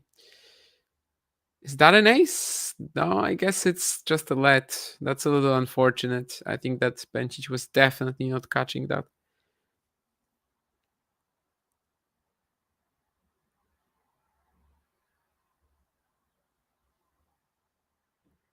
Pretty good reaction on the return from Bencic. And she is in the point, but only for a moment. Tauson generating so much pace on the forehand while seemingly moving, I don't know, like Hamad Medjedovic, you know? Sorry, Hamad, for throwing some strays at you, but stray cut also. Anyway, never mind. But yeah, what I was gonna say is that like she's looking like she's so slow on her feet here, and yet the pace generation it's a bullet.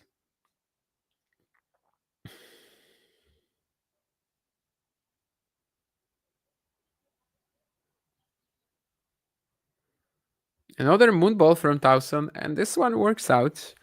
Bencic trying to take it early, hits the net court, and it's gonna be 2 games all. So very important small comeback from Tauson in this game, that's for sure. After the first 2 points, it was looking really difficult.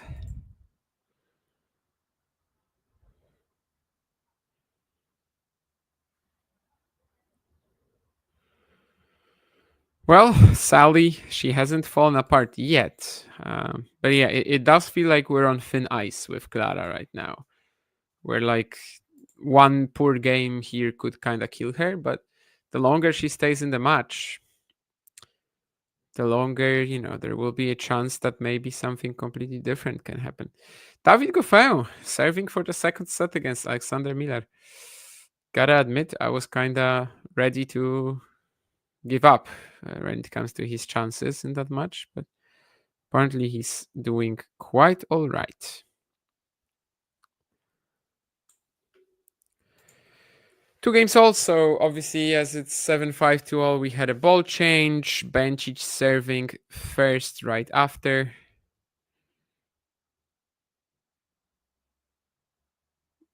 Tauson stops the point here and says it's out.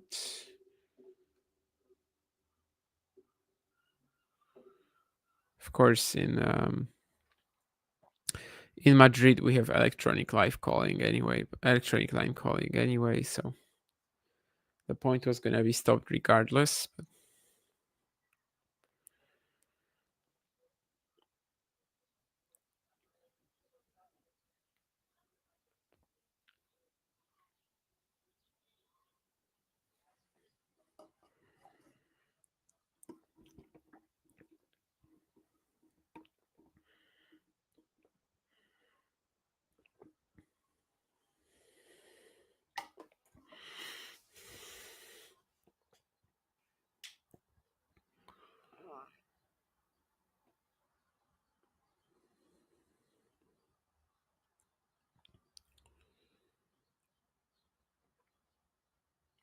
Some strong serving from Bencic though. 2 points in a row she gets basically for free.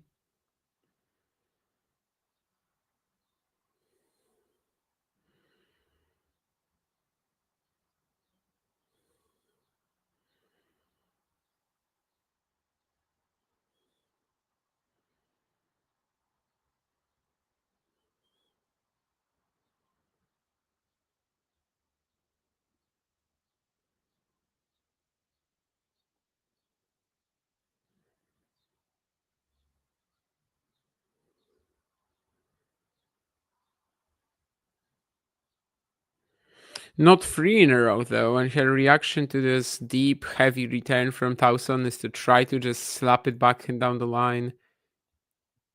Very low margin, and also a very low margin that she eventually missed with, if that makes sense. Small margin probably in this case. Anyway, 30 all.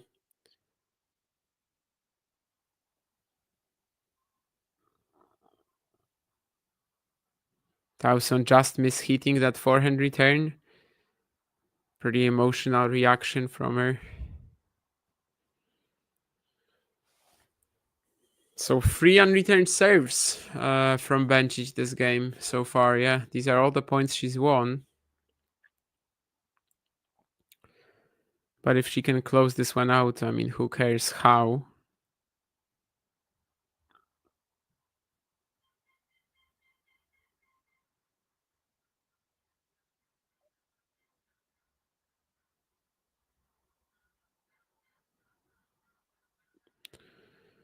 Not yet, though. I mean, she might actually have to win something of the ground, and she just probably had her worst forehand error of the match, really. I mean, worst is probably debatable. Depends on what you look at. A sitter, even if you miss it by not much, can be considered worse. But this one was just by a very wide margin. Anyway, deuce, a bit of a less intense game from both players, I'd say, with Bencic winning so much with the serve. Well, this is also one with the serve, but this time she had to hit the first shot, and actually Tauson's block return could be considered somewhat unpleasant here. I mean, it still sat up, and it still was pretty short, but also to the side, had to go for the angle. But anyway, she did everything right. Fourth backhand winner of the match, and Tauson has a none. And that's another unreturned serve. So yeah, just 4 unreturned serves and 1+1 backhand she murdered. So this definitely continues in this match that the Bencic serve is looking much better, much more potent than in general it looks in other conditions, I'd say. And it's really helping her stay ahead here.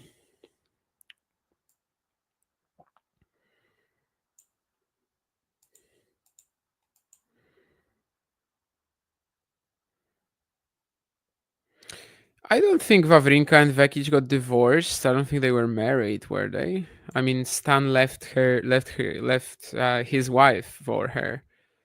I can't be the judge of what happened, in terms of their relationship, but obviously there was a pretty big age gap between them, which might not have been that easy to handle, I think. I don't know if this was the biggest thing, or if this was even one of the reasons, but that's kind of what, seems to me like a pretty natural answer. Cocciaretto in as lucky loser. Yeah, I saw that Muchova withdrew. I didn't know who was the lucky loser though.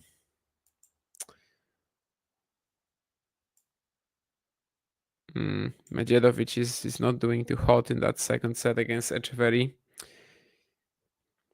Vukic, though, will be serving for the set against Nishikori.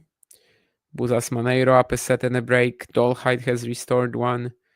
Vekic still up a set, but no breaks. Belucci is doing very good against Jumhur so far. And David Goffin has indeed leveled up the match against Alexandre Müller. The match that Keane was mentioning earlier has already started between Maximus Jones and Clement Chidek if Bencic and Tauson finish reasonably quickly, I'll definitely watch that one later off the stream, of course.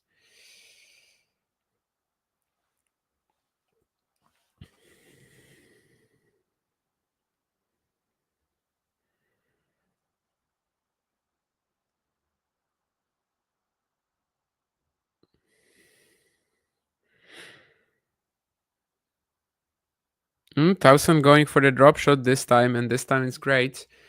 I think the only two she played were in that game where she was serving for the set in the opener, right? But this time the position was much better, and you can see that she can do it. It's just that, obviously under pressure. Touch shots do not have to be easy.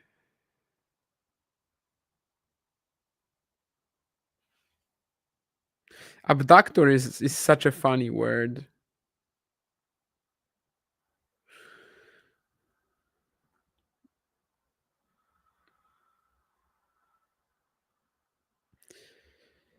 Forehand down the line winner from Tauson. So looks like she might get through this one pretty quickly.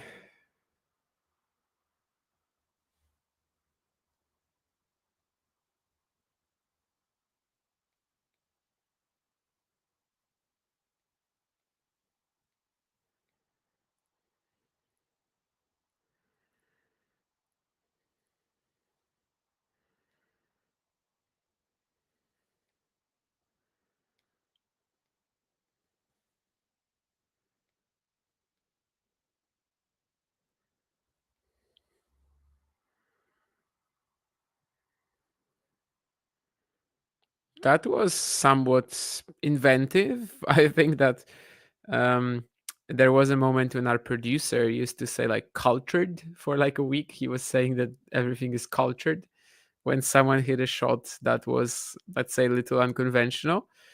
Clara definitely caught Bencic by surprise here with another drop shot. I mean, this one was somewhat forced by how short the previous shot from Belinda was. But anyway, very quick game. I mean, obviously she needs that. She needs to keep herself close to Bencic and see if any opportunity pops up.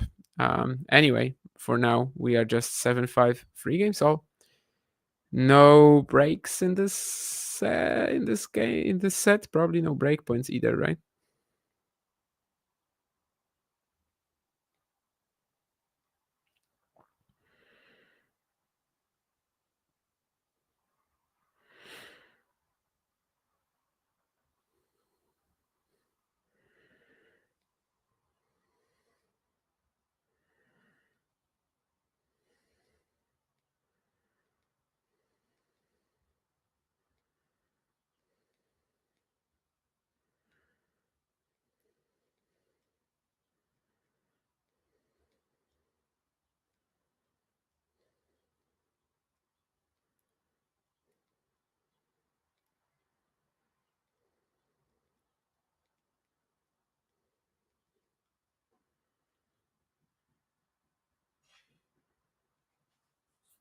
Very frustrated, the Swiss here, after getting a pretty deep return from Tauson.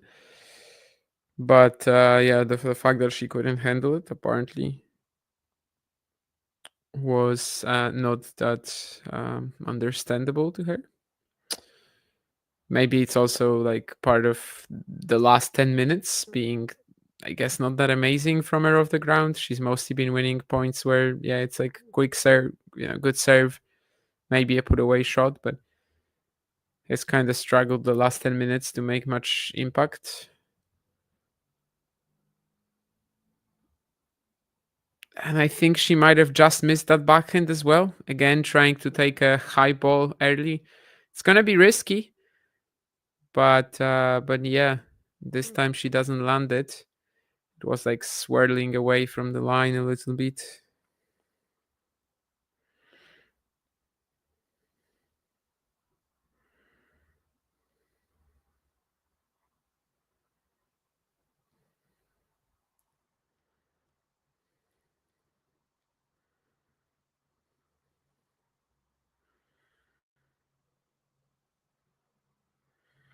And well, we wanted breakpoints, or at least I mentioned that there weren't any in this set. And here's Bencic with another wild backhand. So 1540, Tauson now has that opportunity she was kind of hoping for. Try to keep herself close. Don't let the disappointments from the first set in. And yeah, now's her chance. Let's see. Second serve as well. And Bencic is so angry. Like, she misses the first serve and she's already smacking her racket at the ground. Anyway, second serve. What is she gonna do with this? It's decent. Should be getting this point done. Yeah. But the Tauson return was pretty deep. But yeah, Bencic taking that forehand almost on the half volley. Really good shot. And then she just has to put that smash away. So only one more breakpoint left. Mixed feelings. I mean, yeah, if you throw this much pace out the middle of Bencic and you kind of like allow her to play this shot like that, she's actually gonna land it a lot of the time, right? That's one of her main strengths. I don't know. Anyway, one more breakpoint for Tauson. Let's see if she can take this one. It's a good serve for Bencic, and I think Tauson is going to miss the return. Yeah, she was a little late with the attempt to block it. Could this be a crucial moment of the second set? You know, if Belinda holds here, will it be too much eventually? All the pressure that is like mounting up on Tauson. Let's see. Her body language has been very negative this set, that's for sure. Kind of like Bencic in this game, but that's a little more out of nowhere. That's a serve that Bencic could have done a bit more with, like in terms of taking advantage of what she got. And now she's stuck in a pretty long point. Tauson is slicing defensively and just trying to survive. And she throws in the drop shot. Wow, that's awesome, actually. I mean, she played these 3 long slices. And even though the shot from Bencic had a lot of pace on it, she never expected that Clara would suddenly go for the drop shot on the 4th shot. And honestly, I can't blame her. Like, usually off a shot that's this quick, you're not going to attempt a drop shot. So the surprise factor was phenomenal. Third breakpoint. And then, yeah, I mean, well earned.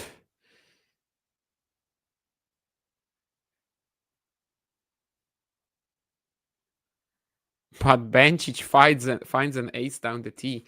I mean, really, the effectiveness of her serve today compared to what it usually is, wow, it's I don't want to say night and day, but she must be loving it today in terms of the quality of her first serve, and you know how obviously the altitude conditions are playing into that too.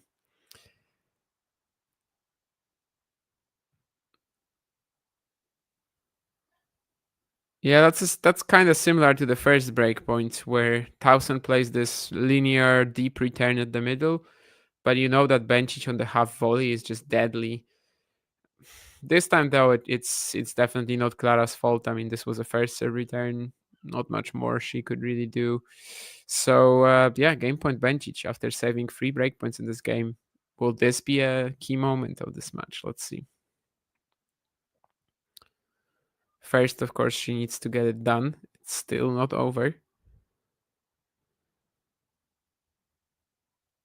And a second serve for Clara to look at.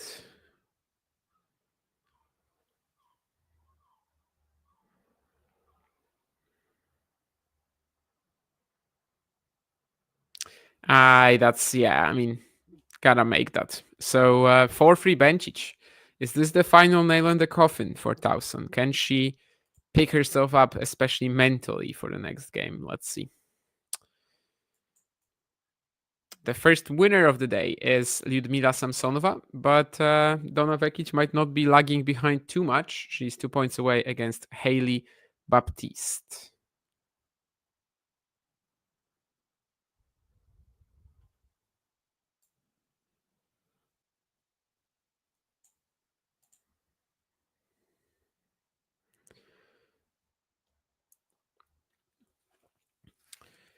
Yeah, 2 more matches on the channel today. Swiatek Ala Fonseca Miller. The first match on center court, I think, is Vukic Nishikori. Then it's Buskova and Andreeva. And then we're covering the last 2 matches on center. So Manolo Santana Stadium. This Bencic Tauson clash obviously is on Arantxa Sanchez, as you can see, even in the scoreboard that we are using today. Thank you for the subs. We've actually gained about 15, I think, since the match began. I'm not gonna be that bold to say that it's my impact and my influence, because I think it very well might be like some of the preview content that we recorded. It's not obvious, it's not clear which what got it that, but anyway, thank you if anybody is watching this stream and subscribed in the last hour. We've definitely gained a ton of subs recently. That's called the Alex Eala Impact.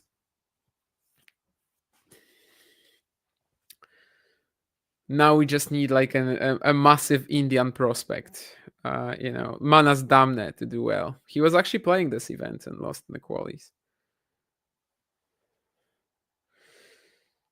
And then we're going to gain like 20,000 subscribers from India. Just thinking which markets are still, potentially huge markets, are still underused in tennis. Well, Tauson kind of goes for the Bencic special here with the half volley backhand +1. And yeah, I mean, it does the damage. Bencic can't make that.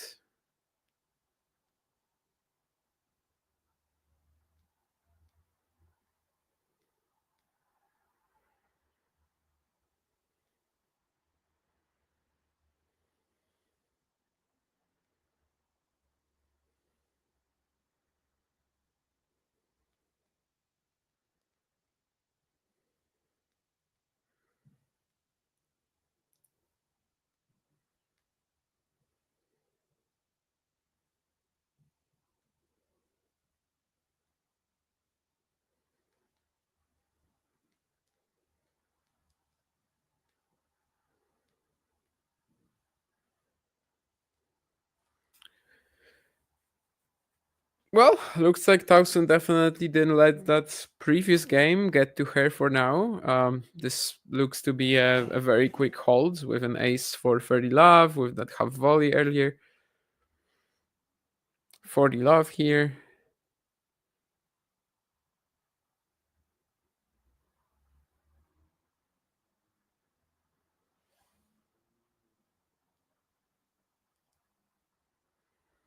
And that's indeed a rapid fire game from the Dane. Is this enough for her to put the pressure on Bencic again and kind of, make her feel like, Jesus Christ, I just saved 3 breakpoints and now I have to do it again?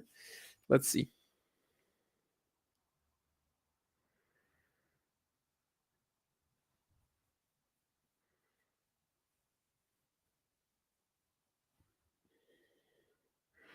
Some lady in the Denmark hat on her screens. Maybe that's someone from Clara's box family. I'm not sure. Probably the only Danish women I know are Caroline Wozniacki and Clara Tauson. So.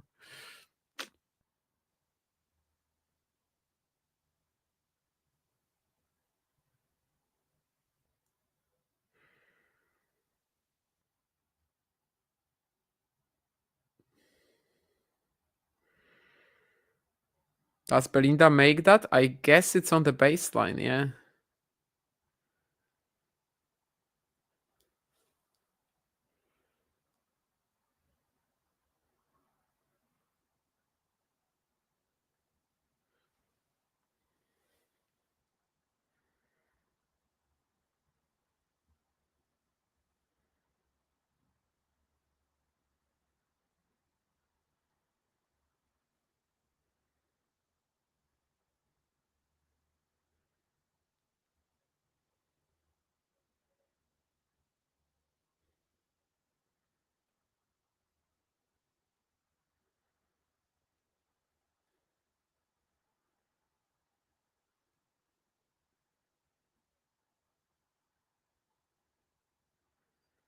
Lots of confidence there from Bencic, running into the net after this first shot. Didn't actually need to play a volley. Another great half volley from her right after a deep return from Tauson, but Clara is back in the point now. Gonna throw in another drop shot. Oh my god! I mean, she's a wizard. You're a wizard, Harry. Sorry. That's kind of how it feels, you know. We need Robbie Coltrane here, giving Clara Tauson her Hogwarts acceptance letter, because that's insane. And again, it's a drop shot from like an unconventional position where it's a big shot coming at her. And she's also behind the baseline, but that makes it all the more dangerous. Why did she play these two horrible drop shots when she was 5-4 in the set? Now she's, you know, a genius with it. But the Bencic serve down the tee again. Jeez. This is not what Madison Keys was facing in Indian Wells when she was just killing even the first serve of Belinda Bencic. I don't think that's a possibility today.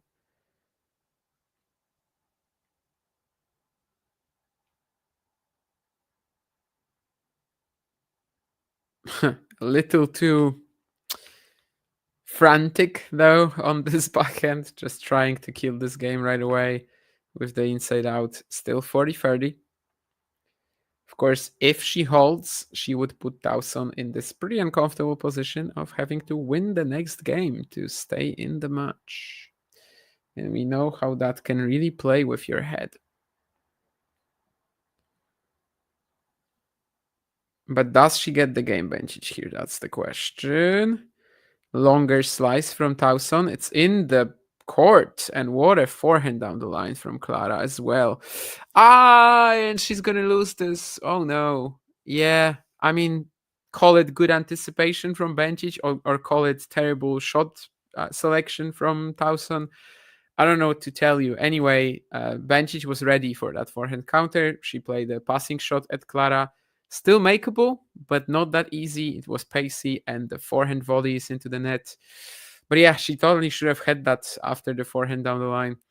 Anyway, 7-5, 5-4. So after the change of ends, we're going to have Clara Tauson serving to stay in the match for the first time. First time Bencic is just one game away. I actually don't think I have my Estoril Cup with me here, to be honest. Because I think it's at home, maybe?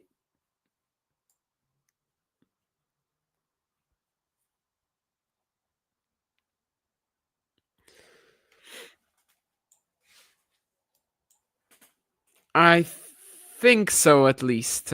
No Masters, no. I've read that suggestion from you a few times, and I'm definitely not doing, that, like, with you. That's just gay. Anyway, not that. Okay, no, never mind. You guys know that I don't think being gay is wrong or anything like that. But anyway, what else I wanted to say? Yeah, that was Harry Potter indeed. It's a bit of a shame you haven't seen the movies. I think they're good. Just good adaptations. The casting is insane. I was definitely a fan as a kid of mostly the books rather than the movies, but I have some nostalgia for the movies too. And I think that line is probably more from the movie, though. I'm not. Well, I guess Hagrid has to say that in the book too, but it's not quite as memorable.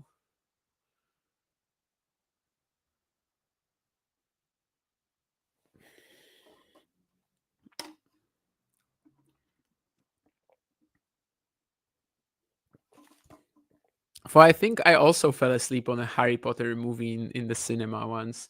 I definitely fell asleep on a James Bond movie in the cinema, but that was Quantum of Solace. So I'm like perfectly excused. It's really not a good movie. And Harry Potter, I think I fell asleep on Order of the Phoenix, which is pretty long. I mean, the book is definitely the longest. I think the movie maybe not, but the book is definitely the longest in the series. Was that why I fell asleep, though? I don't know. Another drop shot thrown in by Tauson, and Bencic will make that. Yeah, obviously it's risky play. It wasn't a bad one. This time I guess Bencic is starting to expect them a little bit more. Had to show a lot of like good touch while being completely on the run, so always pretty tough to play a shot like that. Tauson even applauds her, clapping her hand against her racket. So 15-30, I mean 30-15 from Clara's perspective. She's not in trouble yet.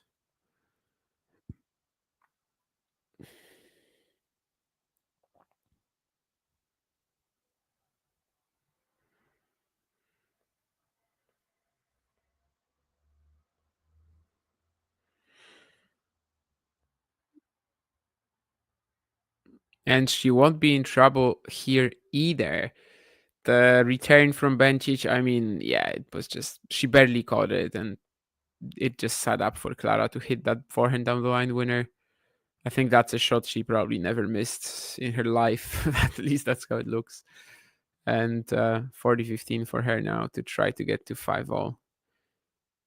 I mean, in the last 10-15 minutes, if we want to look at positives from Tauson's perspective, it's definitely the Bencic games which have been a little more contentious. 5 games all. Bencic not satisfied with the call, but well, clearly according to ELC, it was on the line, so it's another ace for Tauson. 7-5, 5 games all. We are entering a very decisive stage of the second set and maybe of the entire match as well. Let's see. Still no breaks in the second set. Bencic had to save 3 chances, I think, at 3-all. Seemed like maybe that will kind of like push her or even push Tauson in a way over the edge, but not thus far. But yeah, last 15 minutes, it does kind of feel like Tauson is the one holding more efficiently, easily. So let's see if that will continue or not.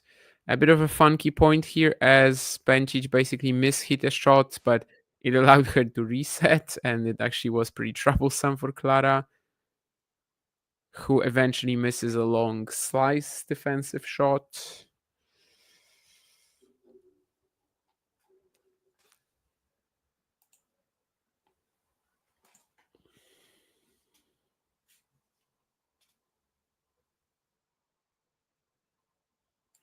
Goffin retired, okay. Well, took a set, interesting. Nishikori is leading Vukic in the third set, Jumhur Bellucci 4 games all, Echeverry Medjedovic 4 games all. In the second, of course, that's a very deep backhand from Bencic, or is that a wide backhand from Bencic? No, the point is still on. And yeah, kind of like the first one in this game. Some accidental moonballing, some shots that like barely make it in, and actually Tauson gets the better of Bencic this time. Yeah, Medjedovic in trouble, that's for sure. Samsonova and Vekic already through. Jessica Buzas Maneiro is serving for the match against Magdalena Frank. No, I didn't think Buzas Maneiro's name was Caroline. I was just still thinking about Dolhide in my head.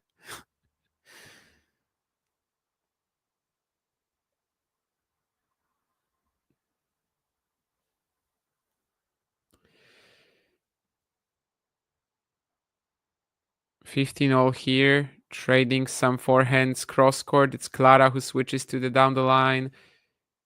Once again, moonballing. I mean, every single point of this game is just unconventional. It's like weird patterns left and right. And again, Tauson gets the better of it because after she moonballs Bencic, she kind of gets this slightly easier ball to attack. And the forehand here is 200 an hour at least. I feel like if I stood there, it would probably like blow my head off. But yeah, every point in this game is like, I don't know, We haven't seen rallies like this the entire match. And yet in this game, we're getting just all of them. Where are the unreturned serves, you know? Oh, and Tauson finds probably the baseline. I mean, again, as I said, because of the shadow, sometimes it's tough to see where the ball landed. I think it's probably the baseline. Yeah, almost the baseline with the forehand inside in. Bencic is irritated, maybe with the line painting. I don't know. Yeah, I think she's just like, yeah. I mean, how is she making all the lines? Anyway, 2 breakpoints for Tauson to potentially serve for the second set. So another big chance for the Dane. Oh my. I mean, Bencic almost fooled herself there because the serve was so good that the return from Tauson barely got over the net. And there was a moment where Bencic like kind of stopped, kind of hesitated. And then in the end, she has to play a pretty difficult shot off of that. She still manages to do it. It's somewhat similar to the drop shot get she had in the previous game, just like mirrored. But yeah, I mean, handled that okay in the end. But I do think there was a moment when it was a little unpleasant. Anyway, 30-40, one more breakpoint. Yeah, not making the first serve this time, so that instantly gets a bit more tricky. I mean, we might see Tauson just stepping in, trying to do some big damage with the return. Didn't really get that. I mean, she just wanted to start the point, and maybe she was a bit too passive there, because she eventually mishits a forehand on the run. So, yeah, I do think Clara usually tends to do a bit more with this second serve return.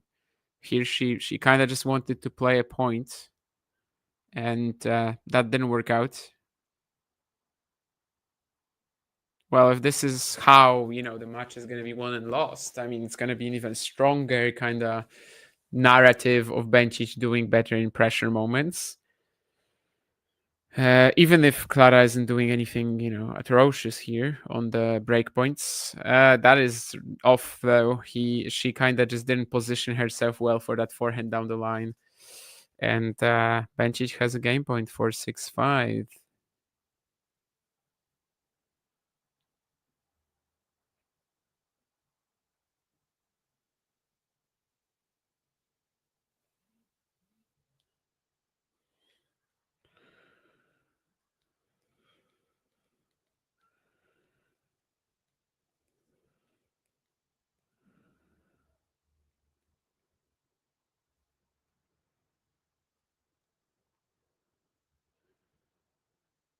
And that's game.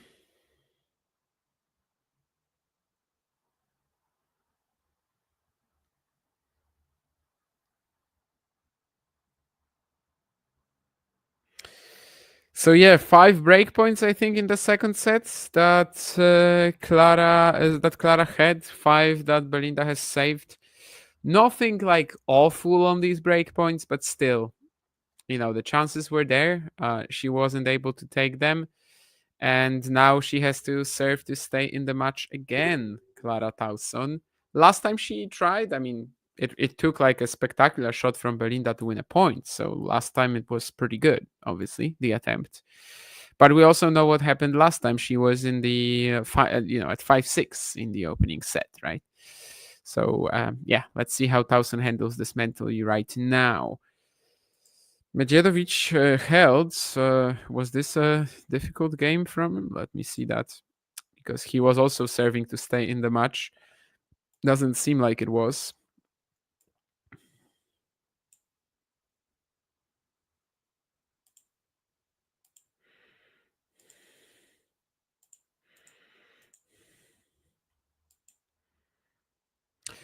Yeah, I mean, I can share a score. Yeah, if I can get this done before the match is even over or something like that, which I'm not sure I'll be able to. Let's see.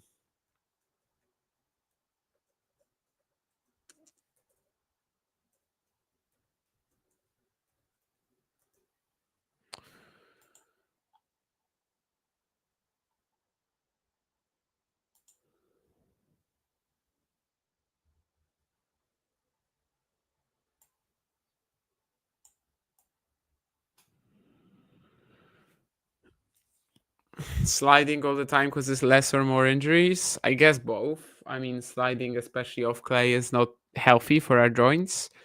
But at the same time, sliding kind of allows you to avoid some of the impact injuries, if you may. Like if you fall to the ground, it's better if you slide because the impact is like more evenly distributed. When it comes to your body, it's not just like one spot. So that's not. I feel like that's the answer is kind of depending on that. Really, I'm not sure. Lord of the Rings is better than Harry Potter. I mean, I don't really like fantasy, to be honest. I'm not the best guy to ask. But as in terms of like what is the better movie, sure. I don't think Harry Potter tries to be better than Lord of the Rings, really. Like it's just different production value, right? Yeah, I mean, I just don't like fantasy, to be honest. Oh, and Tauson is gonna miss this forehand as well. That's love 30 now.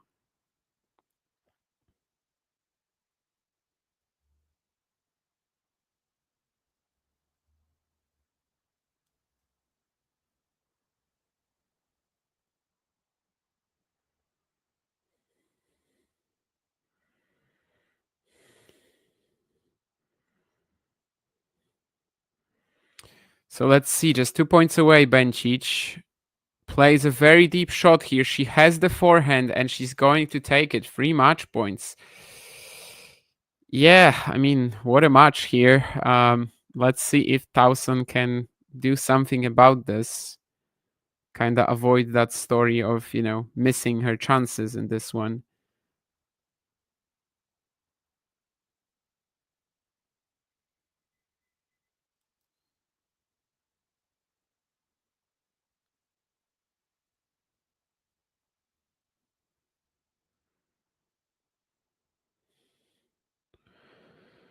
It doesn't end on a double fault. That's something at least. But Bencic has the opportunity to step into the court, take that backhand very aggressively, and she's going to force the error from Clara Tauson.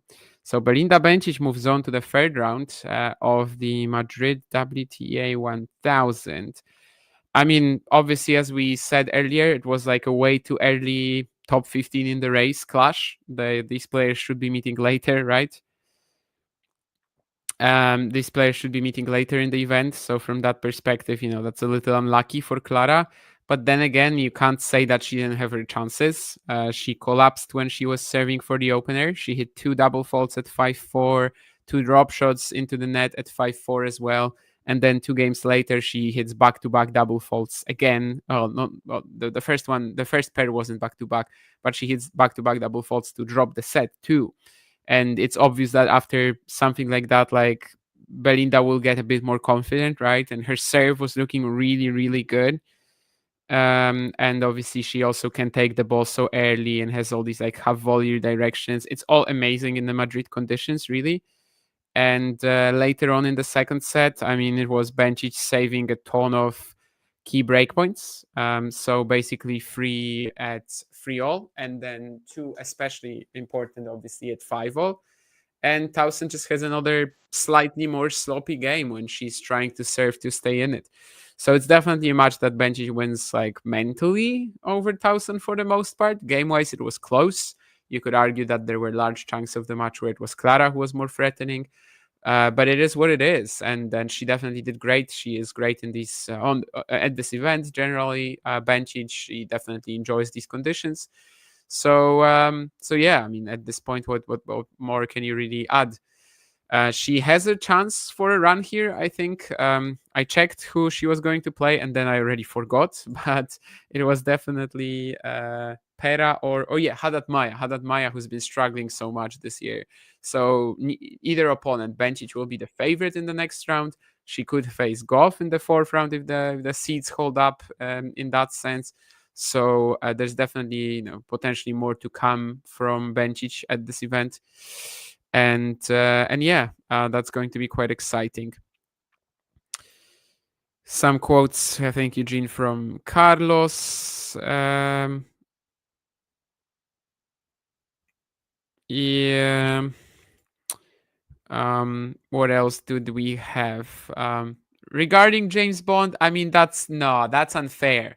That hasn't been good since Roger Moore. I mean, I wasn't exactly a fan of Daniel Craig becoming, the next James Bond actor, but some of the movies were insane. I mean, Casino Royale is like probably the best Bond movie in the franchise. I'm not saying it's my favorite movie in the franchise, but it's probably the best in terms of like production value and basically like, yeah, the technicalities. Then obviously Skyfall is also very good in terms of like the emotional punch. I definitely think that's unfair. Timothy Dalton also underrated, very like serious version of the character, which is actually probably what I more tend to gravitate towards. Not that I don't have favorite Roger Moore movies, for example, right? But I definitely think that some of his stuff is just a little way too goofy at some point. Pierce Brosnan, not my favorite, but I guess, if you want serious, that's also a thing. Anyway, that's not what we're talking about right now. We'll see who the next Bond is. Medjedovic, yeah, I'm struggling, Matthew, as well, to believe that Medjedovic will survive this tough encounter against Echeverry. But I guess if he wins the second set, he's going to be like maybe a favorite there. Indeed, she is winning a lot of first sets, and she's winning a lot. Belinda Bencic, it's been a great comeback from her pregnancy hiatus, and it's very impressive how quickly she was able to return. Of course, she still has a lot of years left. She's really not that old, even though it seems like she is, because she's been around forever. 2014, 15, I already remember some of her fantastic results from there. So even though we've been watching her for over a decade, she still has a lot of time left if she wants to. And I think she probably will have more time left in this event too. I mean, Bernarda Pera or Beatriz Haddad-Maia. Yeah, seems doable. Whereas Bencic in the rankings, well, let me check quickly, but I think around 50-ish presently. Of course, winning the WTA 500 earlier in the season was quite important. But yeah, she's like top 15 in the race at least. So of course she will keep rising if she just keeps playing, because up until October she's not defending any points. As for the proper, WTA rankings, she is 41st live right now. So yeah, is she in a sitting position for Roland Garros? She would need a run here.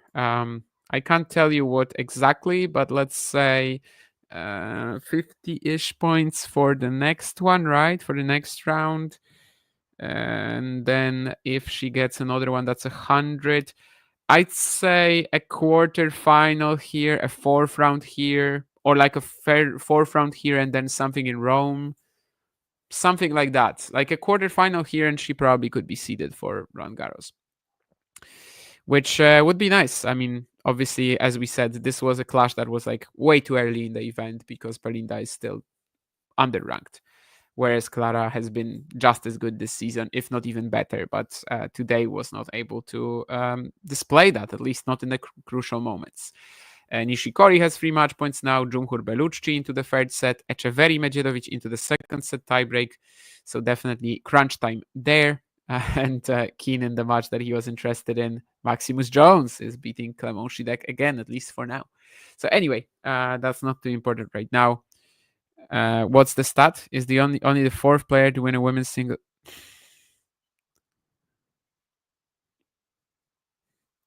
Guys, I mean, again, I don't know if this Opta Ace account is fully automated or not, but this is not a stat. This is just legit not a stat. Just if it's not automated, if it's actually a person who tweeted that, fire them. Just bye. No, this is no. Anyway, that's enough. I'm glad we had this stream. We talked about Harry Potter, we talked about James Bond, and we also talked about these two fantastic women, Belinda and Clara, who were able to deliver a pretty great show. Shame maybe that Clara didn't deliver in some key moments, that we didn't get a third set, but otherwise I definitely enjoyed it. And yeah, more content on the channel coming up today. Alcaraz Eala. Why did I want to say Alcaraz Eala? Swiatek Eala and Fonseca Müller. So yeah, that's gonna come later. Of course, Vukic Nishikori is the first match on center court. Then it's going to be Andreeva Bushkova, and after that, we're going to have basically 2 matches back-to-back on Manolo Santana Stadium covered on the channel.